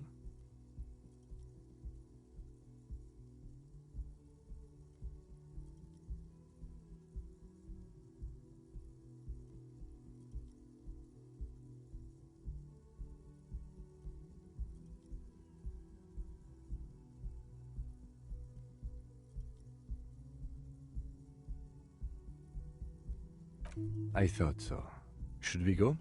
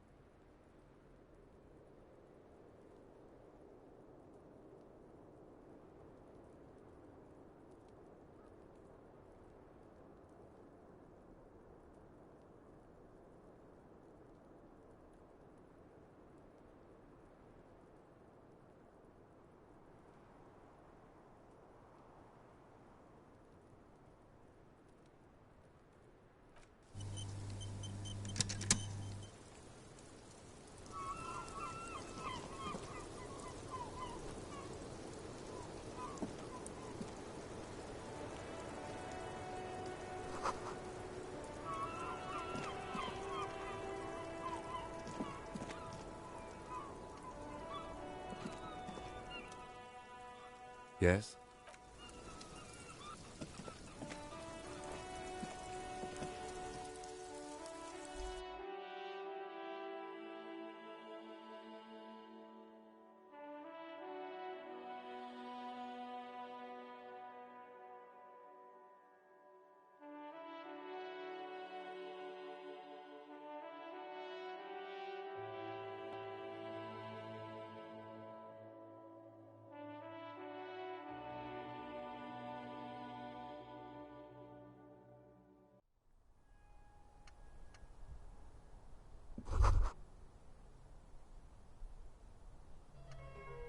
You can almost see the shape of a man and a woman writhing inside, bathed in drug sweat and dirty linens. Bottles lie around everywhere.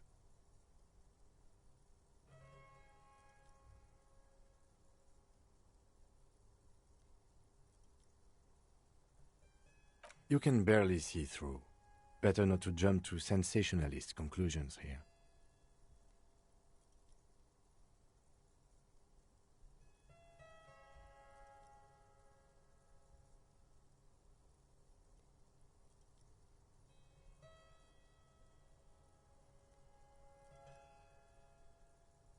The footprints on the floor, however, definitely suspicious. Boring footprints. I want to jump to sensationalist conclusions. You lean closer to the peephole instinctively. I bet they're doing something quite unnatural there. Sensationally unnatural. If your mesolimbic reward pathway were to venture a guess, one of the bottles is probably being put somewhere it doesn't belong.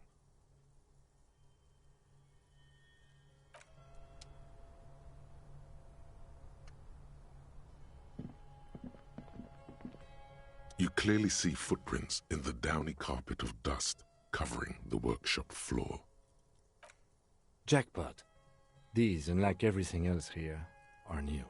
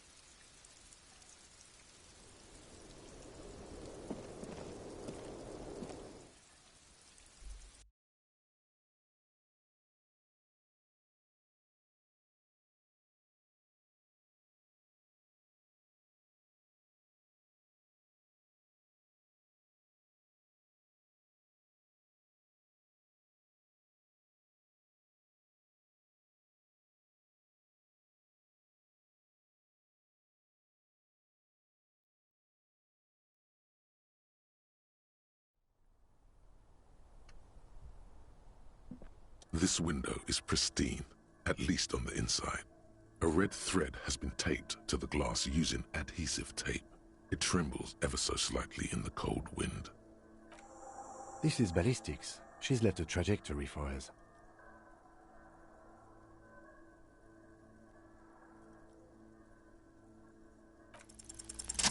Golden light melts away into the blue, glassy darkness of your mind.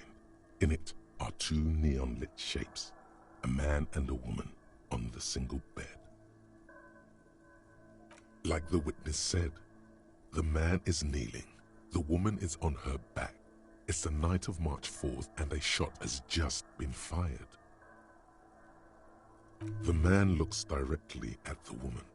The shot's possible directions converge in his mouth, a ray cast from somewhere outside, entering his brain. The red thread bisecting the room shows the trajectory of the bullets. From the roof outside, location A prime, the glass fractures around the bullet hole. Shards face inwards like a corona behind the woman's back.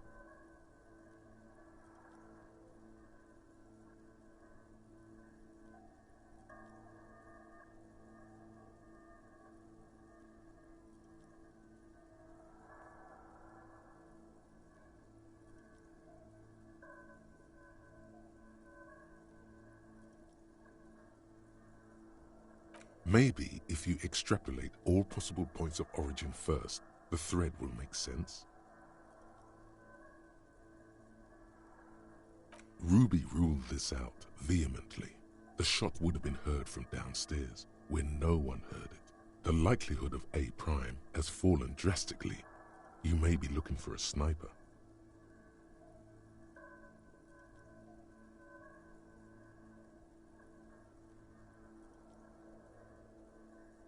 The shot had to come from a greater distance, beyond A Prime. Should we extrapolate to include every possible point of origin in Martinez?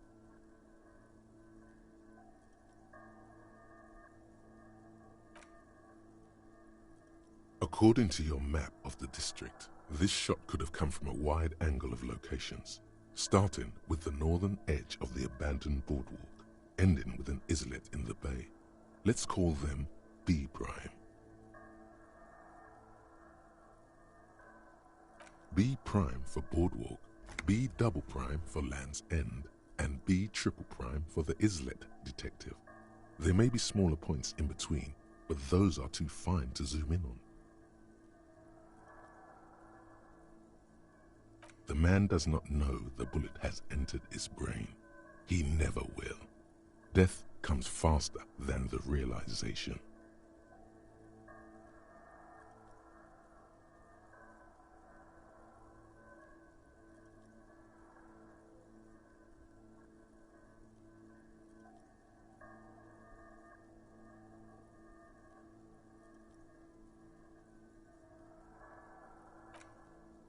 "700 meters away.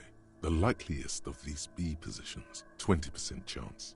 A skilled sniper could have made the shot, provided he had a safe sniper's nest.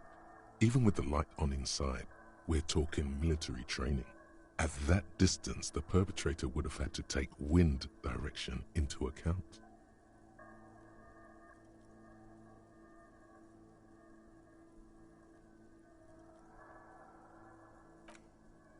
"1.2 kilometers away, the least likely of these positions.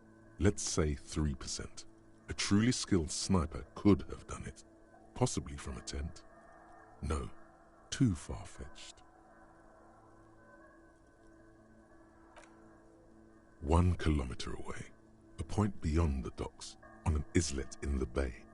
The fort is ruined, but the perpetrator may have found a stable spot on the beaches surrounding it, where the concrete crumbles into the sea, as you saw in the coin-operated viewer. The shot would have been a small miracle, 5% likelihood. There is an extremely narrow field of view from the bay to the window, between Rue de Saint-Ghislain 8B and 33A.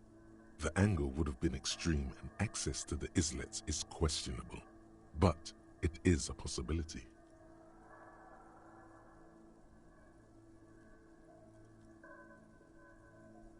Then there's the thread the witness left. She did have a first-hand view of the event. Perhaps she found something in the outer reaches of her memory of it. You need to inspect it again.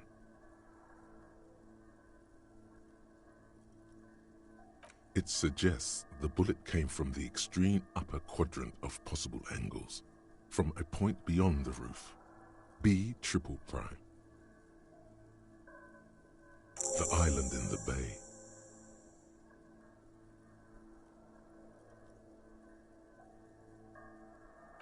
Unless she thinks the perpetrator was standing on the ring antenna, that is where the thread seems to point.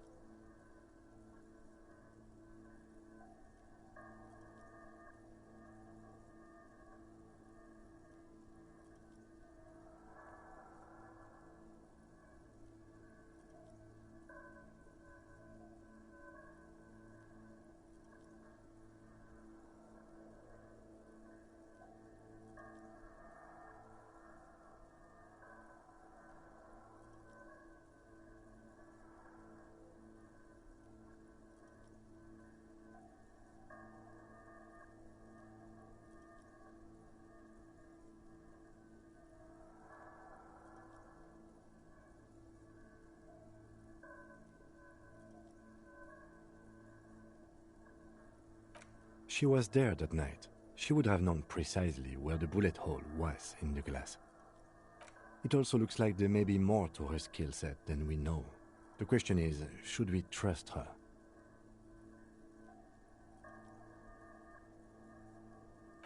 I find that hard to believe, but at this point, what difference does it make?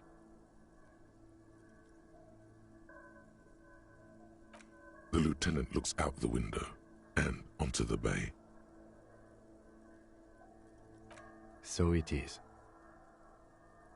For a second he seems tired.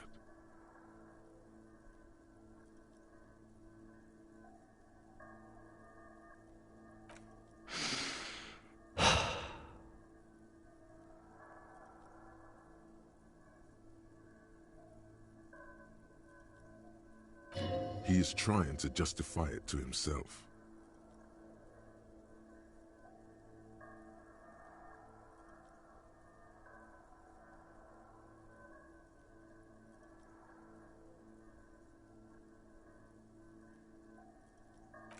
I understand.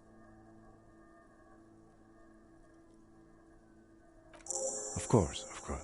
I mean, how do we get there?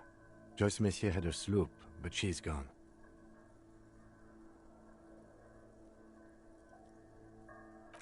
Ah, yes, of course. The village.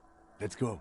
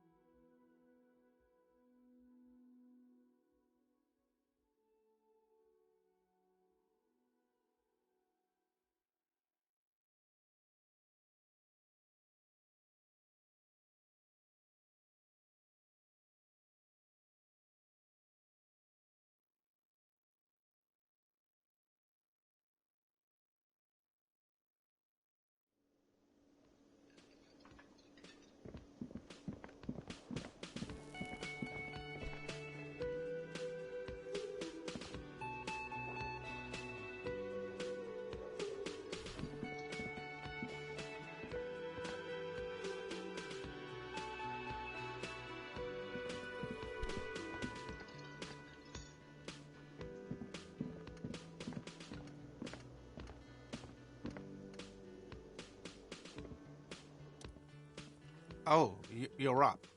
It's good to see you back on your feet. Did you like your room? I cleaned it for you.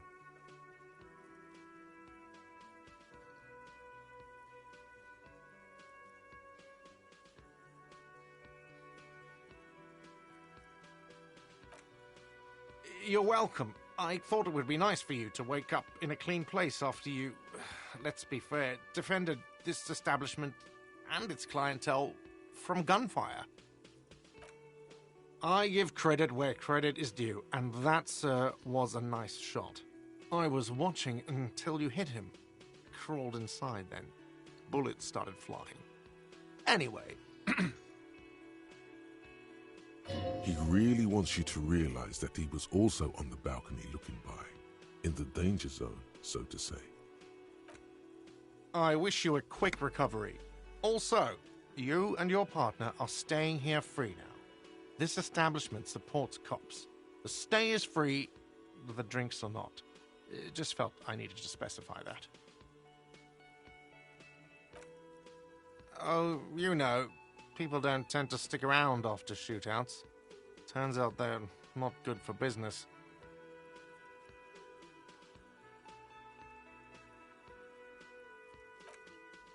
I don't remember everyone who comes here, and many people wear sunglasses inside lately. Must be a fad.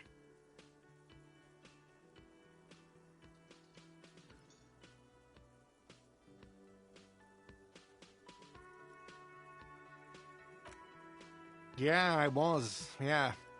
That's because I'm a badass. It really took courage. Don't pick at him.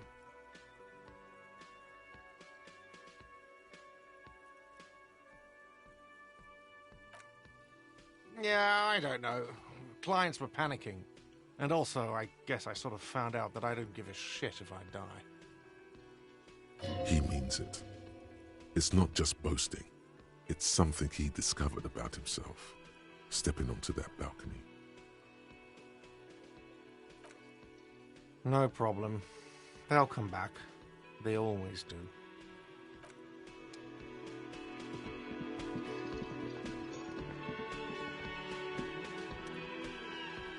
Seeing you approach, the bruised man raises his spear in welcome.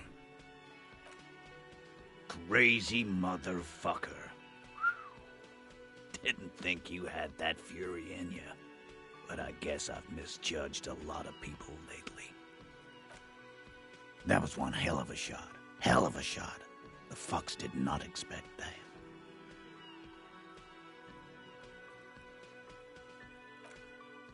I guess what I'm trying to say here is, thank you for intervening, fellas. That was mighty brave of you. His hand is covered in bruises and half plastered.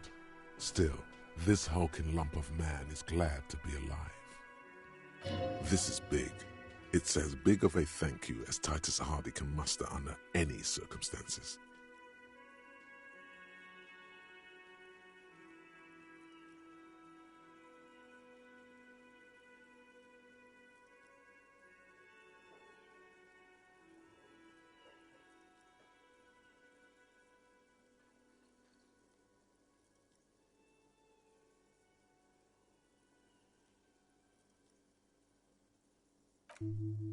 Well, cheers anyway, Copper.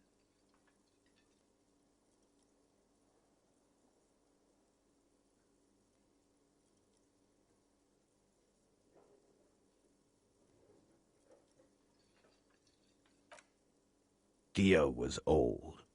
I think he'd be pretty happy with the way he went. Never could imagine him withering away on a sickbed. But Lizzie and Angus, they were just stupid kids. Didn't realize the shit they got into before it was too late. I feel responsible for both. For all of them, really. Here it comes. The last one is the worst one. He only deals with it by drinking copious amounts of 8% beer. An honest tactic. And effective. And Glenn was my friend. Best I've ever had. I'd love that crazy homo like my own brother. We're all fucked without him. But what do? This job is shit.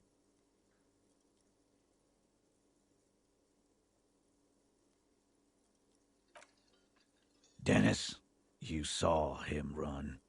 He's a mean little shit and I never trusted him. He'd better run real fast now. Real fast. Titus makes no attempt to hide his disgust. Grief-stricken anger boils in him.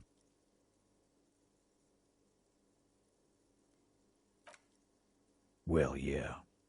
Memento Mori. Right.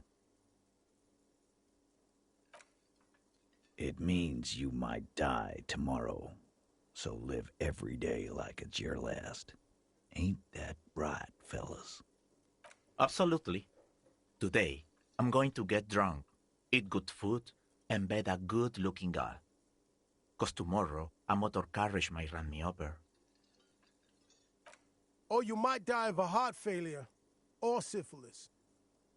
Hey, fuck you for ruining a beautiful idea. First, we're gonna find Dennis. I'm going to find Dennis. I'm going to find him, and then I'm going to kill him. The tone of the statement is so matter-of-fact.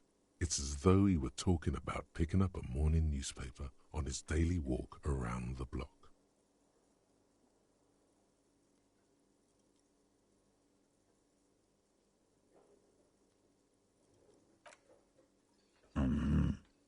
We're hunting that rat down.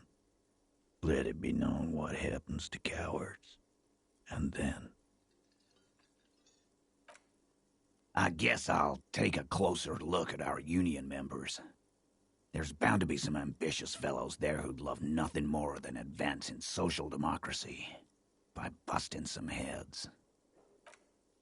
Might even ask Tibbs if he's tired of replacing windows, and maybe wants to have some fun with his brother. Anyway, don't you worry.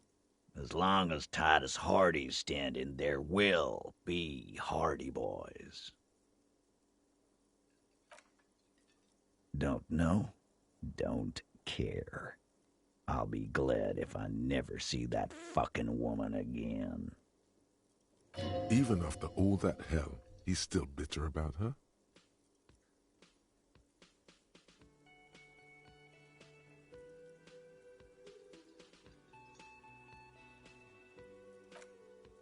Nope.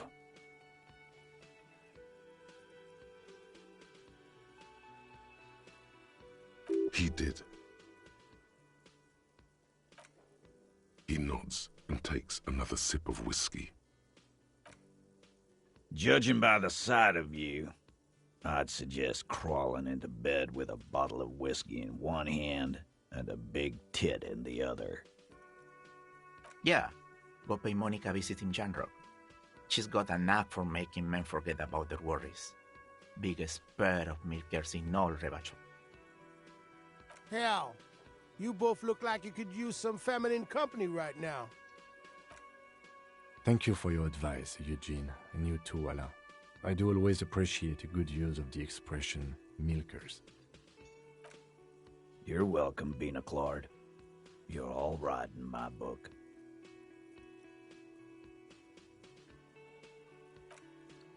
Take care, coppers. You two look after yourselves now. Death passed on you today, but men don't get that lucky twice. Copo Loco. And normal cop, I guess. Good luck in Jamrock. Scars made the best tattoos, they say. Thanks for getting involved, guys. Not a lot of cops would step into that line of fire, but you did. And if you ever feel like the uniform is holding you back, I've got a few vacancies. You'd make one hardy boy, copper.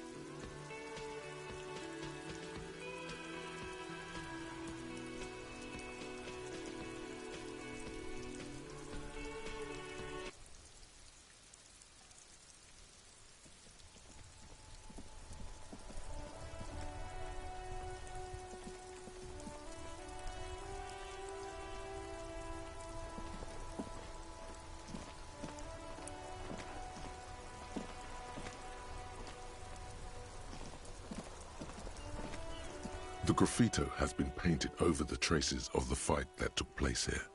It smells of blood and heavy fuel oil. This was Cindy the Skull. The lieutenant crouches, touching the fuel oil with his finger. Looks like it, yes. This is still fresh. It wasn't here yesterday. And blood. Some of it is even yours. Heavy fuel oil. Isn't that flammable? The fuel oil catches fire immediately with a low hiss. A bright orange flash across the surface of the lettering.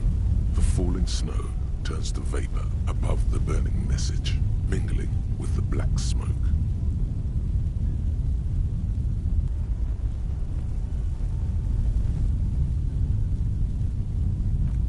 The lieutenant has taken a small step back.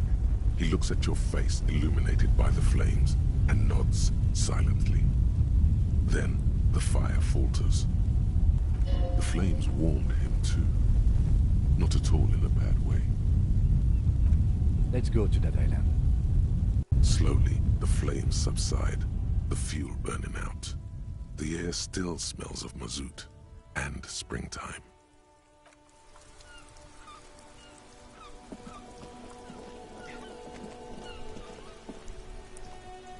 The worn and beaten... We can sit on benches after.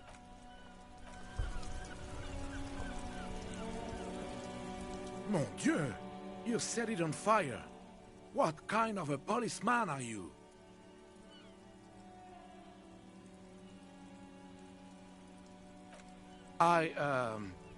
That's nice. Better somehow. Can I help in any way?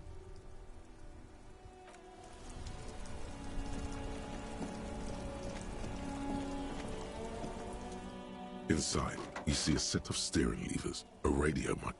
This is Precinct 57. How may I assist you? Something is wrong. Only static hisses through the speaker. No reply. Only the mindless drone of static crawling through the air. It's been this way for a while now. My guess is the Union is listening in on our conversations and jamming outward communications to protect themselves from Crenel. It only happens when someone mentions the attack. The rest is unaffected. Our best bet is to carry on like nothing happened. That is, if we don't want us cut off the grid completely. No more dangerous than stepping between 3 armed mercenaries and 8 Union men, I hope. I don't like it either, but that's the way it is. The street seems safe enough to me. If anything, taking out the mercs made things calmer. For now. You can try calling again. Just don't mention the tribunal. And remember, they are listening in. They're shutting you up. Silencing you. Don't fucking do... Everything sounds okay. No drumbeat of total war yet. If anything, everything sounds too okay. In the cabin, you see a set of...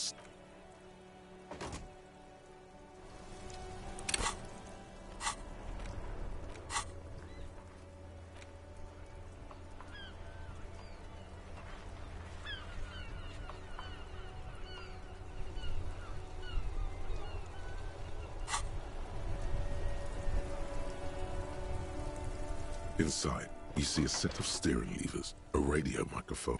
This is Precinct 57. How may I assist you? Right. Please hold. 10-4, come in. Fireworker, over.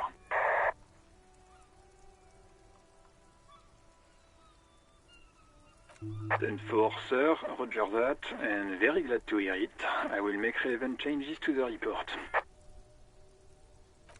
10-4, sir. Well, there's been some talk, sir.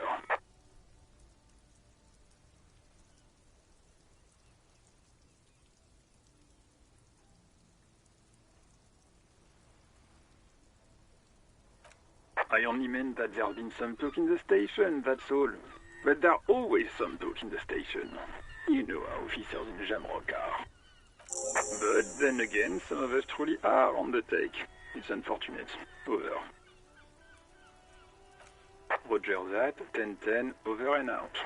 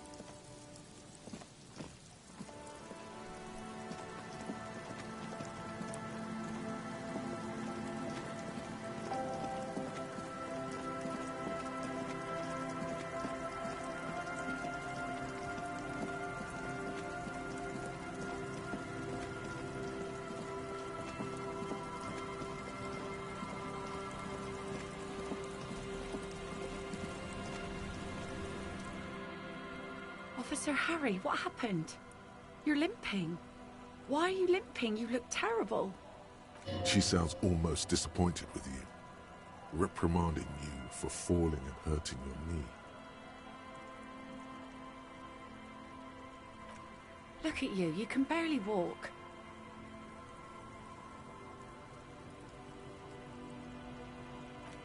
Is this from the shooting in town? We heard gunshots. Not that we don't hear gunshots all the time, but they were closer than usual. There was an exchange of fire on Rue de Saint-Guilhem. It's nothing to be worried about, madame. You didn't only get shot.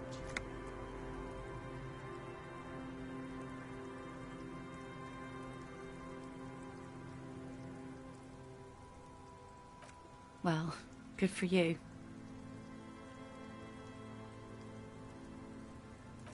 So you're a killer? That's good, I guess. Better than being dead.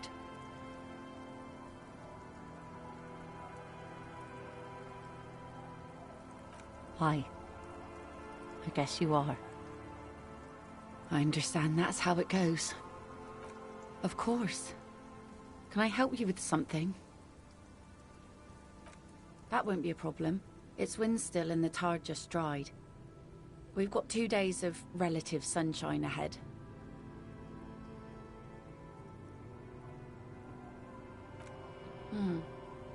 Used to be some kind of fortification there before the war. For the communards. An anti-aircraft gun, I think. Bombed to bits in the landing. I haven't been there myself. Always steered clear of it. Hasn't been there herself. Who has then?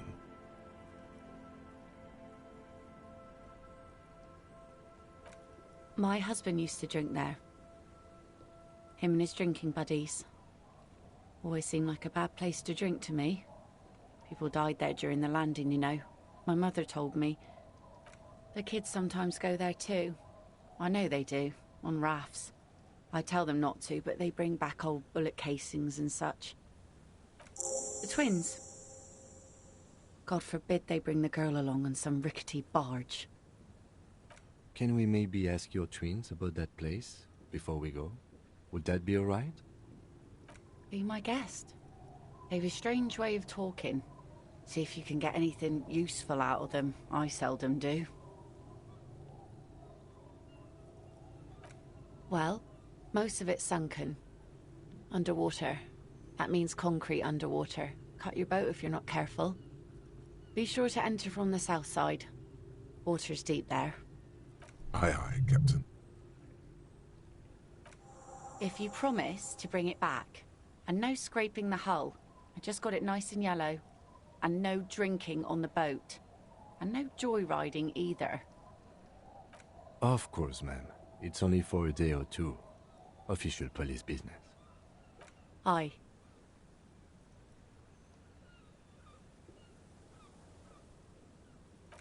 The crow's feet disappear, from the corners of her eyes as she smiles at you.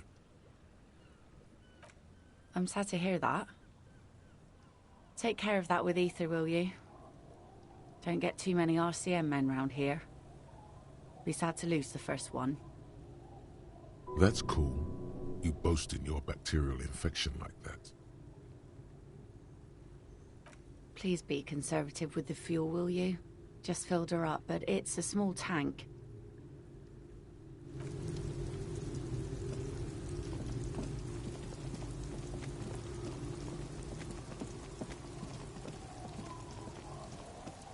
The scruffy-haired little boy kicks a stone while the other watches him do it. And that iron. That's, nothing. It's just a seafort and some plants. You can take a raft there. It's great. And we make a fire. We make a fire. Mm-hmm. Gather the sticks for the fire. And bullets. Or not real bullets, empty bullets.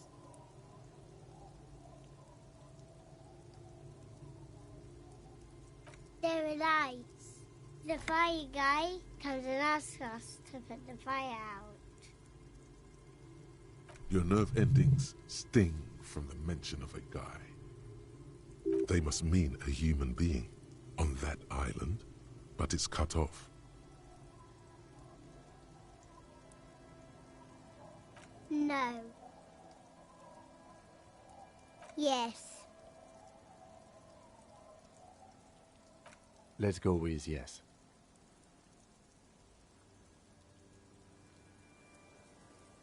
Because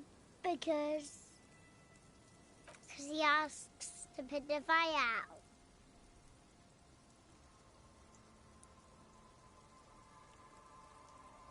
I don't know. He doesn't like it. He don't like people to be there. You shouldn't go.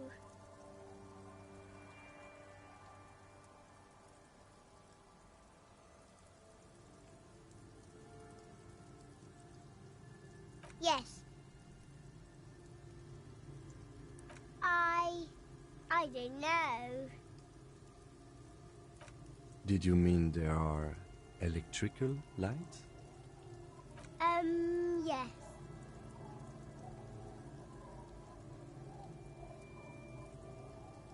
Our father killed himself.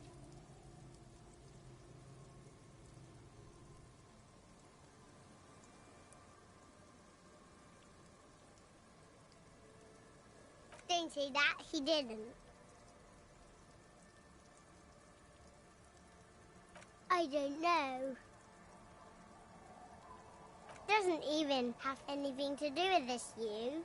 Father isn't the fire guy.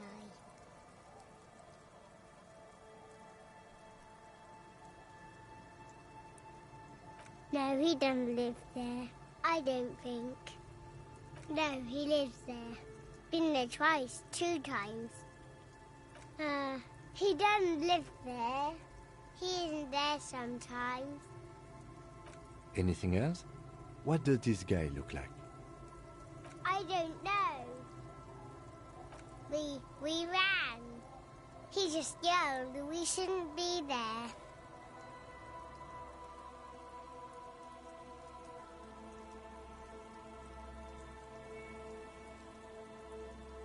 There's Lights, fire guy. We should check up on that island.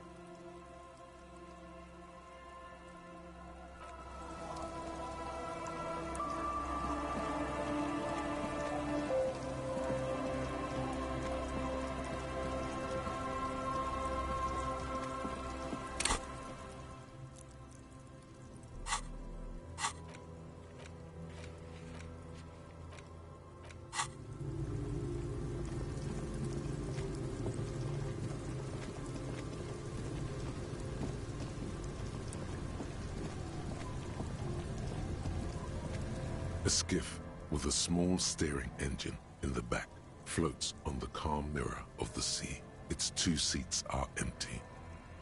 Once you get in, that's it. One pull of the starter handle, and you're off into the bay. A strange trepidation comes over you. Are you sure you want to go now? Have you made all the necessary preparations? Closed all your accounts?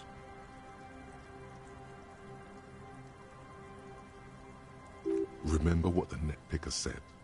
It's a small tank. You won't be going back and forth on this.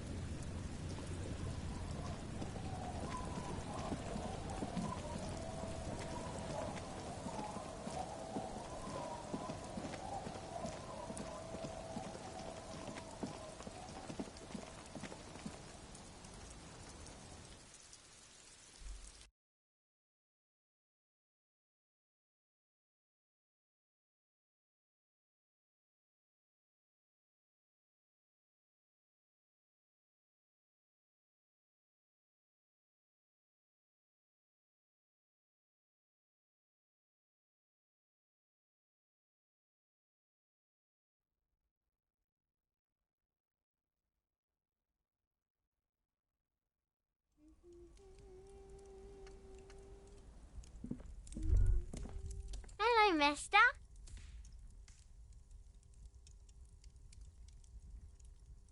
Bye. Is that the Phasmid? It looks like the Phasmid, leaning against the wall. Wait, what if this is the fishing rod situation all over again?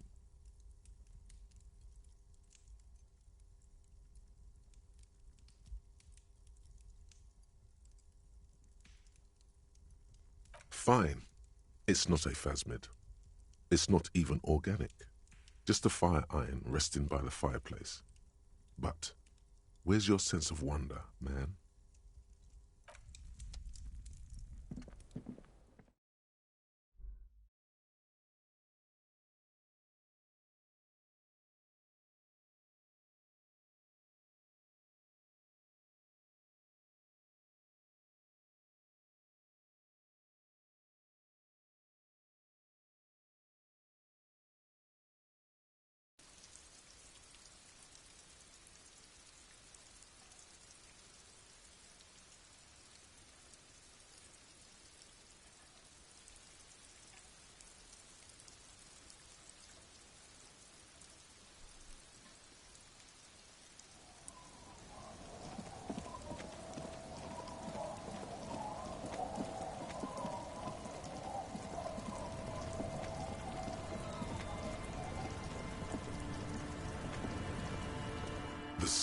Once you get...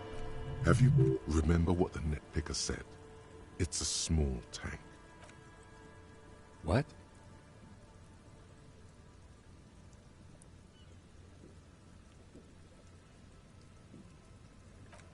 Fine, why not? Very cool. Now tune it to SAD FM. You know you want to.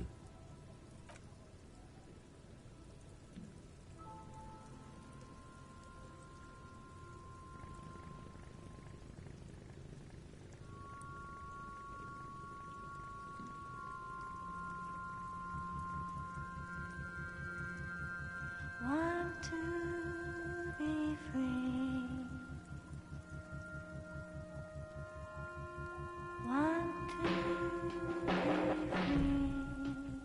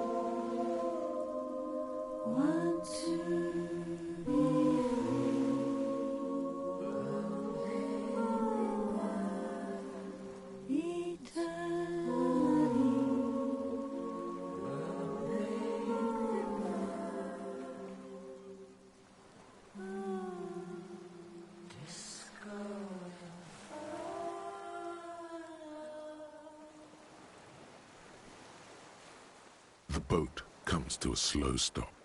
The lieutenant turns the engine off. Then there's silence. In the silence, a sputter of wings.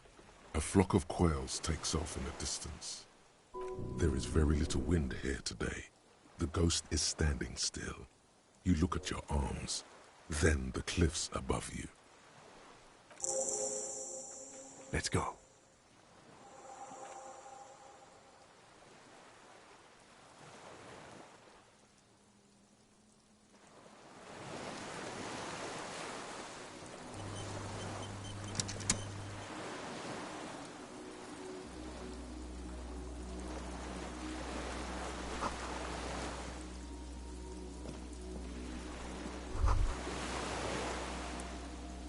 The chain trails off into the ocean, connecting the island to the supply depot on the coast. Ah, yes, so it seems. For bringing munitions to the island, maybe? And supplies? You could also lock the bay when you raise the chain. From enemies of the commune of Revachol.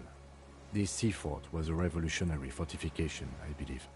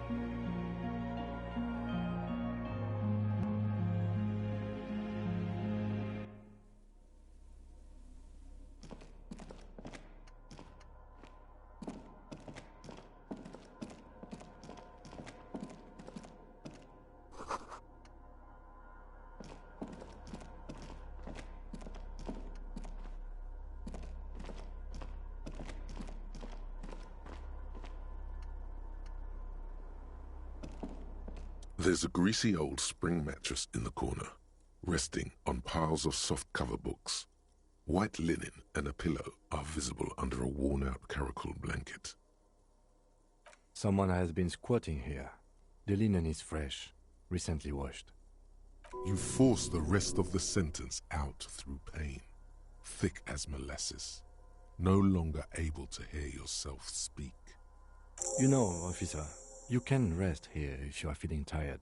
I will keep watch. You could use some rest for what's ahead. Yes, anytime. If you need a rest later, it's okay by me. You don't have to be a hero.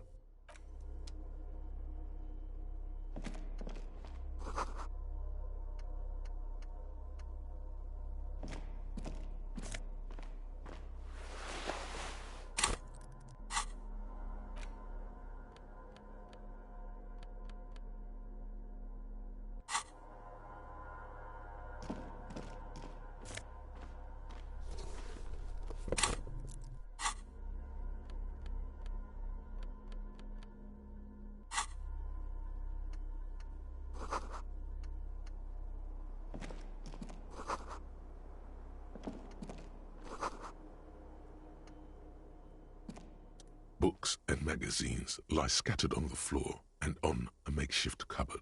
They are not particularly well organized.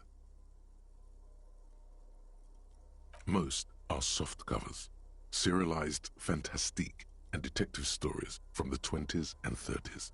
This disparate digest includes the classic Animal Adventures, among what is mostly commercial fiction and serialized stories.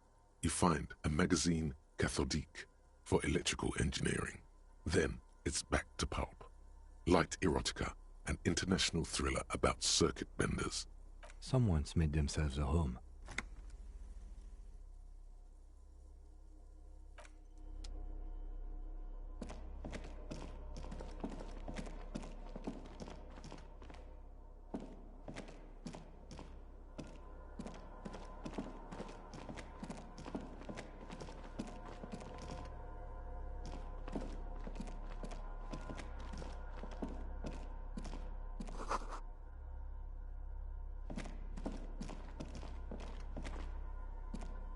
An old cylindrical generator is nested above the ammo lift, with makeshift electrical wiring running out of its side and across the floor. The cables disappear into the wall to your right. The lieutenant puts his hand on the metal barrel, checking for warmth. It's cold now, but someone has been maintaining it. The wiring has been repaired. Liquid carbon. I would imagine it takes mazout. The kind that's favored by vagrants and fuel thieves. It's been a long winter, long and cold. If anyone stayed here, they'd need a generator. A hollow ring, the canister is empty. Dust falls from the generator and down into the ammo lift. I don't know. I'm not a philosopher. Someone with basic electrical skills has restored it in order to keep the room warm. Maybe it's the fire guy. The wind outside picks up suddenly, with a faint howl. Inside, it's warm. Downstairs, somewhere? The lieutenant assists you, holding the canister up to the fuel tank as you tilt. Dark brown, viscous fluid pours out, and the room fills with a chemical smell. There's a red starter switch on the side of the cylinder and a start rope on the other side. The lieutenant flicks the switch. The recoil start wakes the old generator up. The machine sputters like an old warhorse before settling down to a rattle. That should do it.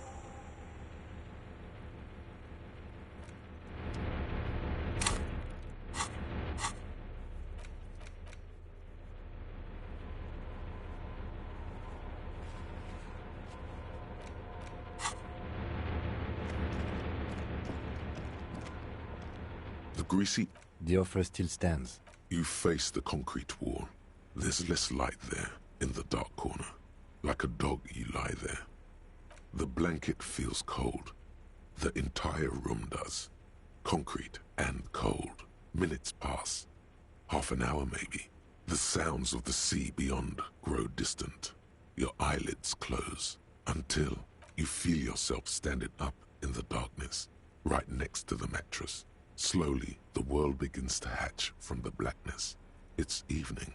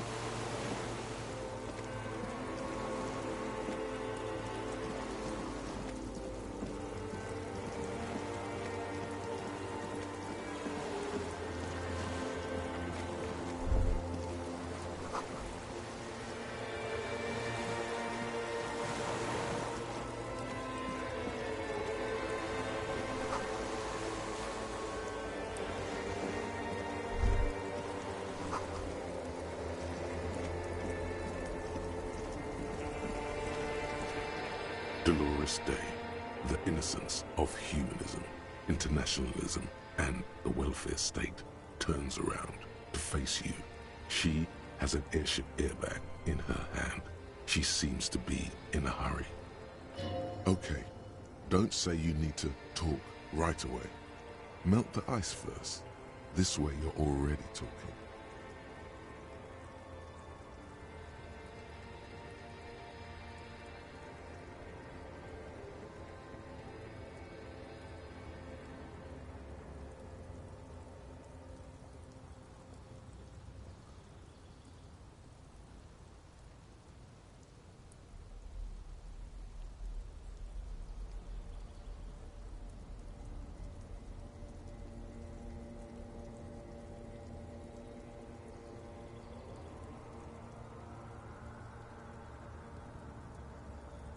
But you don't even want to talk to her. She would only be cold and mean. Let her go.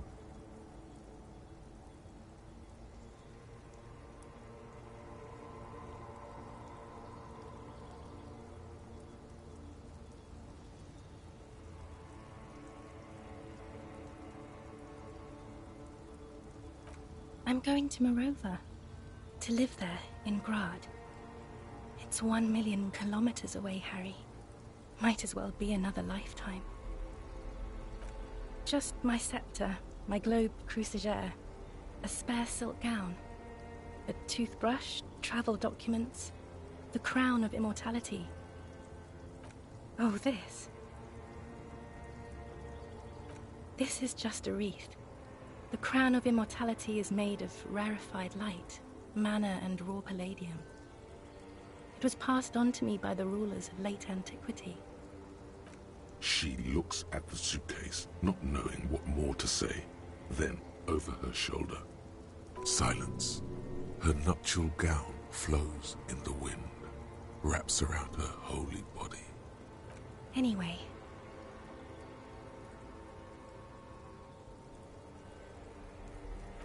No, Harry.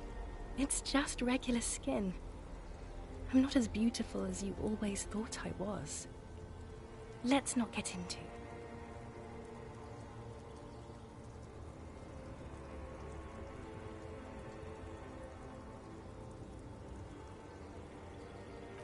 She does not answer. There's that expression again. Silence. A distant wind blows. You can't think of anything pretty to say. No, Harry. No. I don't want a massive, epic showdown. I want to go to the aerodrome. I have tickets for the 10:20 flight to Morova. Really. We don't have anything to talk about anymore. Every combination of words has been played out. The atoms don't form us anymore. Us. Our love. Our unborn daughters. It's all gone. I have to go to the aerodrome. I have to leave Revachol and you. And you have to be alone. In hell. Forever. That's just the way it is. Oh God, whatever you do, don't try to kiss her yet. Not after that. You're still reeling. You'll fall over if you try now.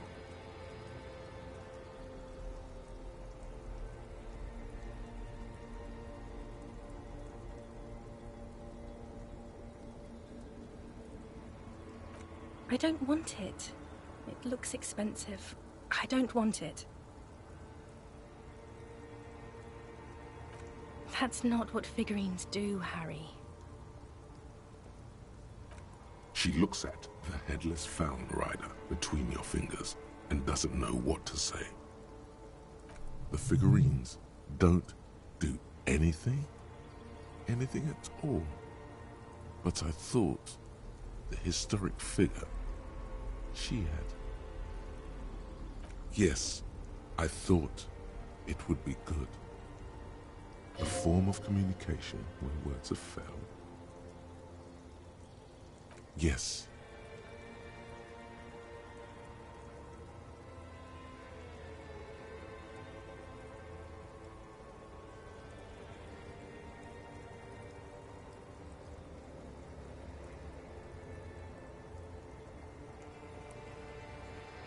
It was a good idea, but she felt obliged by the headless Found Rider to give you things in return. Things she no longer wants to give you. So she refused. That's how it goes. Your figurine rider idea was naive.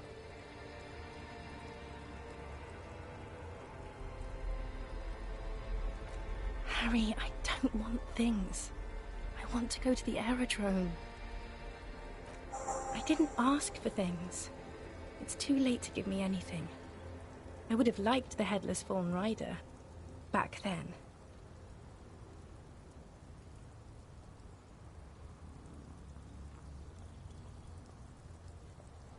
We both said a lot of things. We were very young. It was her I can feel it. I can see it in her tender long fingers, in her wrists. Her hand wrote it, said those things. As Queen Regnant, I write a lot of letters. You need to recite it to her, for effect. All of it. No summaries. Yeah, put a stake through your heart. She'll get hurt too. Collateral damage. She won't get hurt. She'll bend out of the way.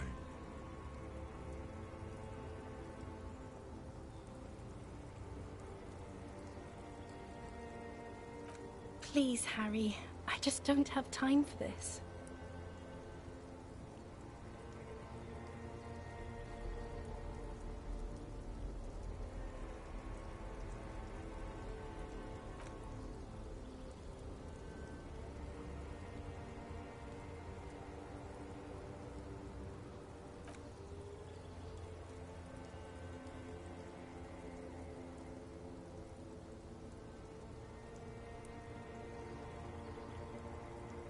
Okay, stop. Yes. Are you happy now?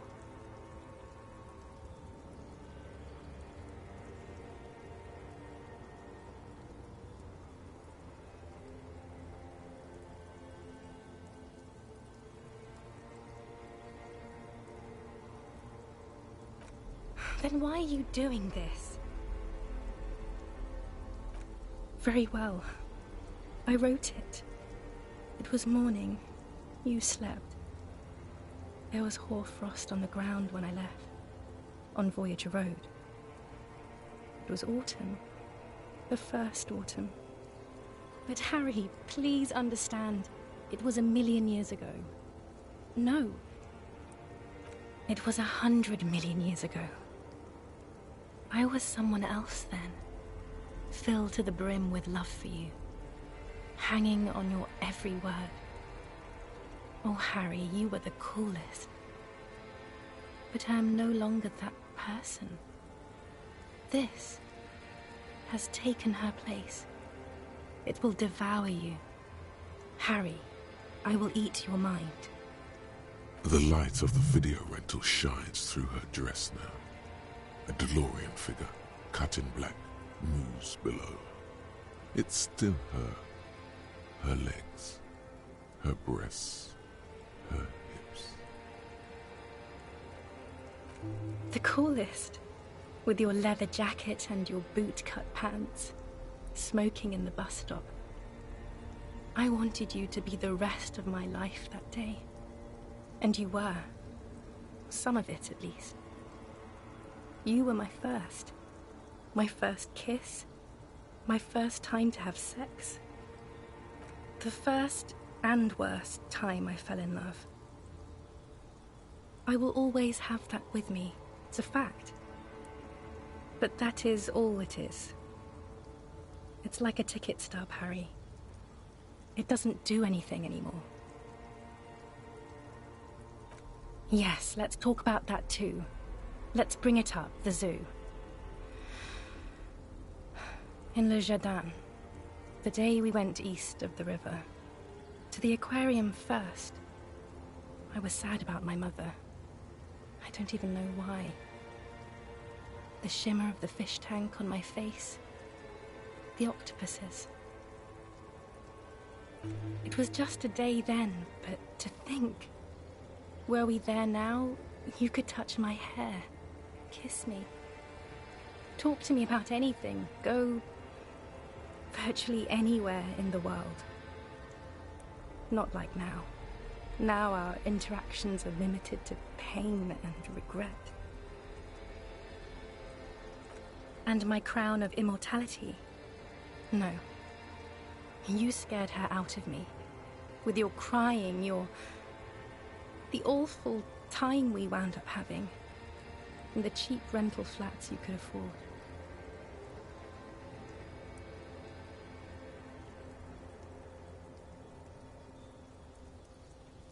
Can't you see?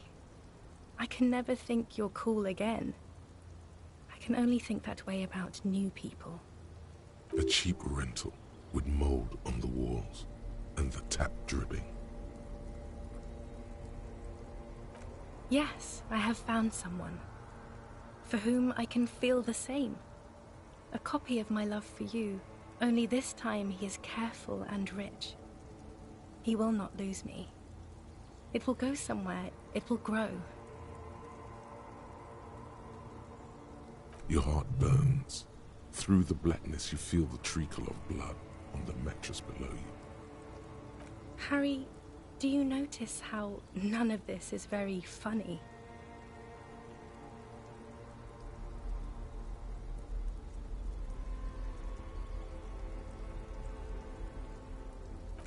She smiles mysteriously, looking east, then turns her gaze back to you. The smile is gone. It's here. We are on Voyager Road. At the end of it, 300 meters from the stop. We used to come here to rent videos. There. You could not pay the electrical bill. It became a lightless tomb. The years you spent training for the militia, my parents' money, it was not good. Is there really anything left? If not, we can always repeat one of the things we have already talked about. Talk about it again. If you do not feel like doing that, you should let me go to the aerodrome. Don't let her. Don't let her go there. You should redo the topics. Go over everything. The things you didn't say before, too. Make it go on and on.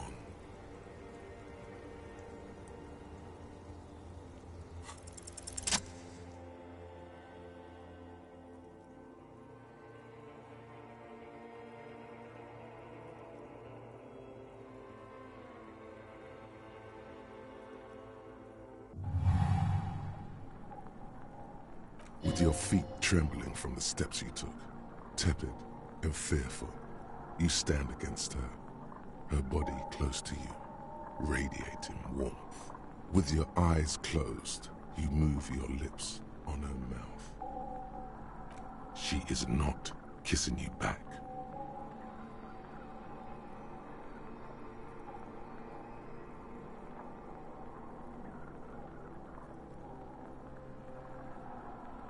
This was not about failure or success.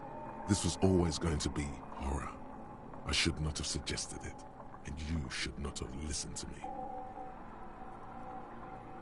Her chest rising like a pillow, warm exhalations against the side of your mouth, her tender soul moving through her lungs. Hidden, distant, kept safe from you.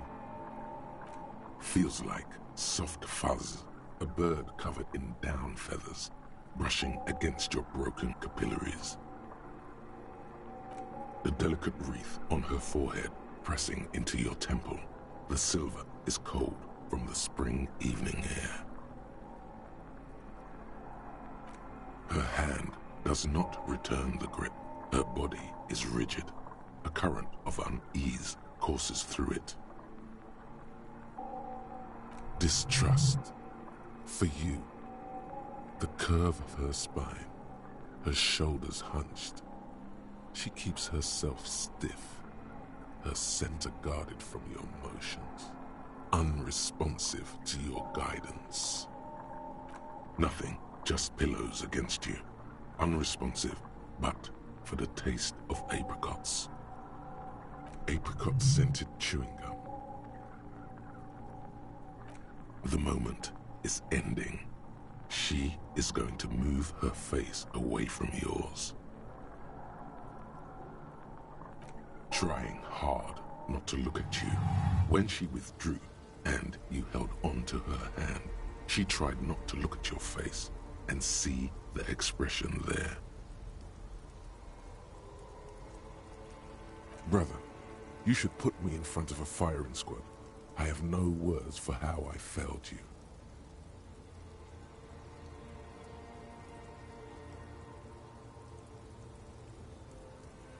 Why did you do that to yourself?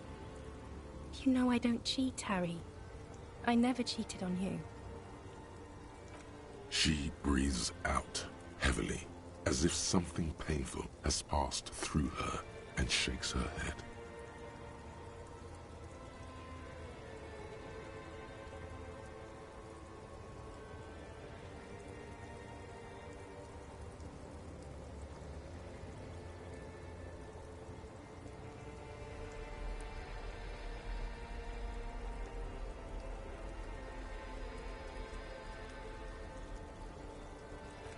She shakes her head one more time. The evening wind rustles her hair, blowing old newspapers and fast food wrappings down the street.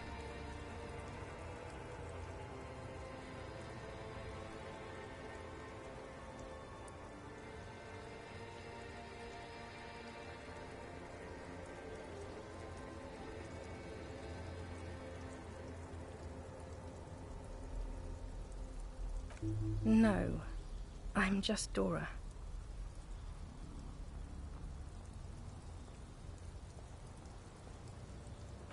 No, Harry, not yet.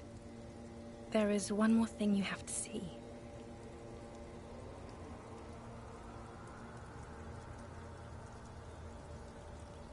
I'm pregnant.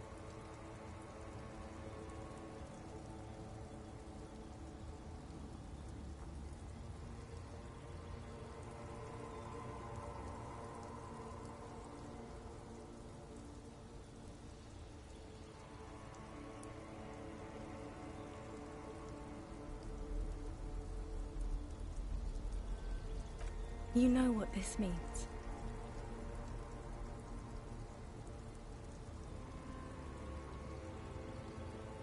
Of course not. I terminated yours. Don't you remember? You poor fuck. Poverty-stricken fuck.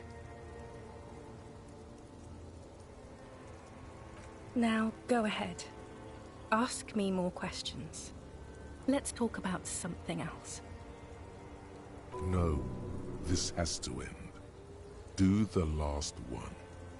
More questions. Ask more.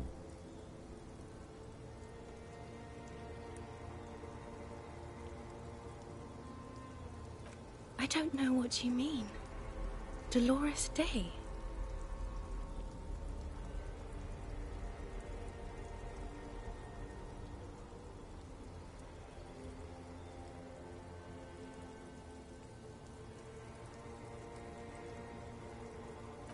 Oh, Harry, you shouldn't have done that. Call me like that.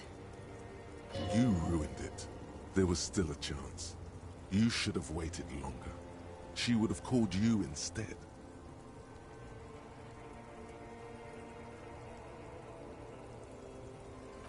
They shouldn't have. They really shouldn't. I was in Morova already. Safe. In the warmth of the night. Wrapped in my future love. There, I think of you less and less. Whole weeks go by without me remembering you. Months already. Soon it will be years without the hurt. I sit there in Morova, in the holy gratitude of my bliss. I put my hand on my belly and smile. The air gets cold around you. She looks down on her stomach, then up at you. Her eyes are full of tremendous distance and mystery. Black-eyed dogs wander the alleys. Apple trees hang their bony limbs low over the patchwork of roofs.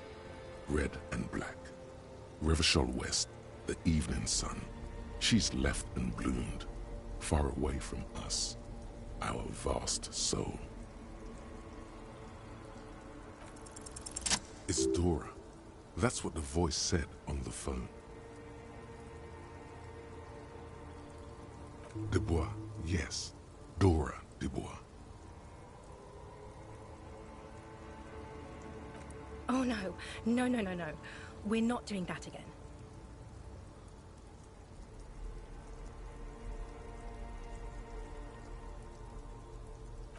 The morning? I don't understand.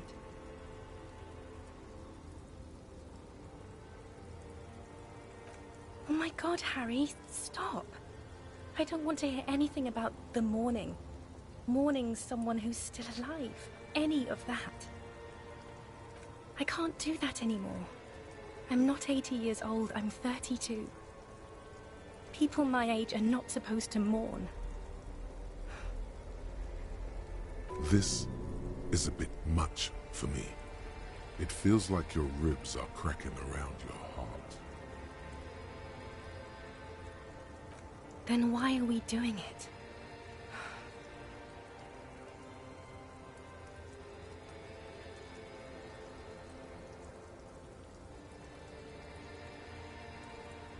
Wasn't I Dolores Day just a second ago? Now I'm the X thing? You're confusing me.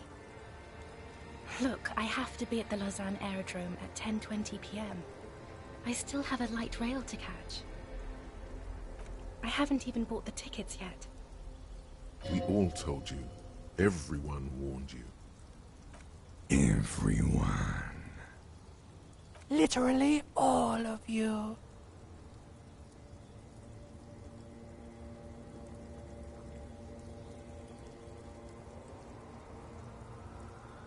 Great. It's the abyss of the void. Soon it will be the gloaming, then it will be the world ending. My friends are waiting for me on the platform, Harry. It's impolite to... What?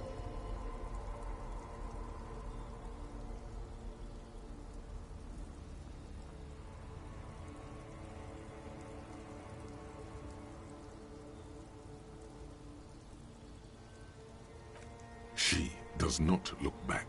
Instead, eyes her fingernails. They're bitten frayed. The evening wind blows in. The gown wraps around her like a white flag. 1,000 times you beat an animal. 1,000 times you've raised that fabric. What is underneath has always calmed you, centered you, made you sane.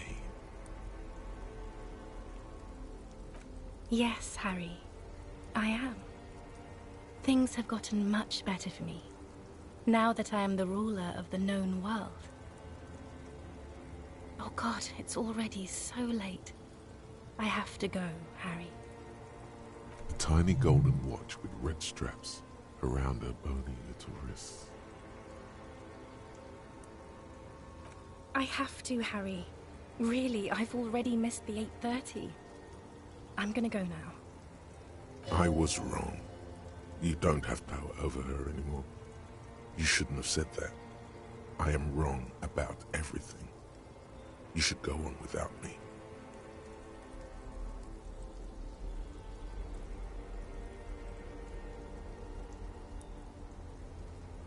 That was someone else. I betrayed her, overwrote her, and I'm happier for it. And I'm really going now. The time is up. I must be on the 10:20 flight. Yes. I won't see you, but you will see me. Oh, Harry. This is a dream. Can't you see? I'm already in Morova by now. Who knows how long ago this happened? A year? 2? 5 years ago? Right here, tomorrow night. Once this dream starts happening, it keeps happening. 3 times a week, at least. And Harry, it really, really looks like it started happening again. There's the video rental. I'm suffocatingly beautiful and young. And I smell of tutti frutti chewing gum, like I did that time when I asked you for forgiveness, after leaving you the first time, so long ago. Oh yes, this is real darkness. It's not death, or war, or child molestation. Real darkness has love for a face. The first death is in the heart, Harry. See you tomorrow.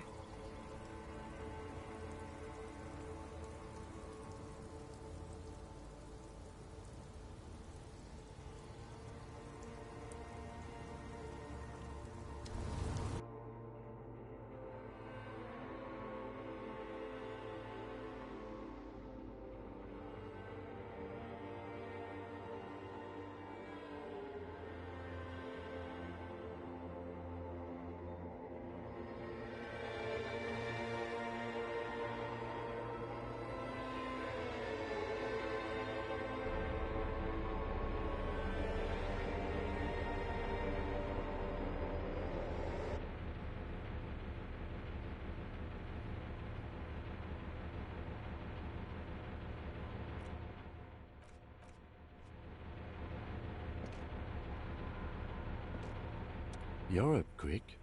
How was your sleep?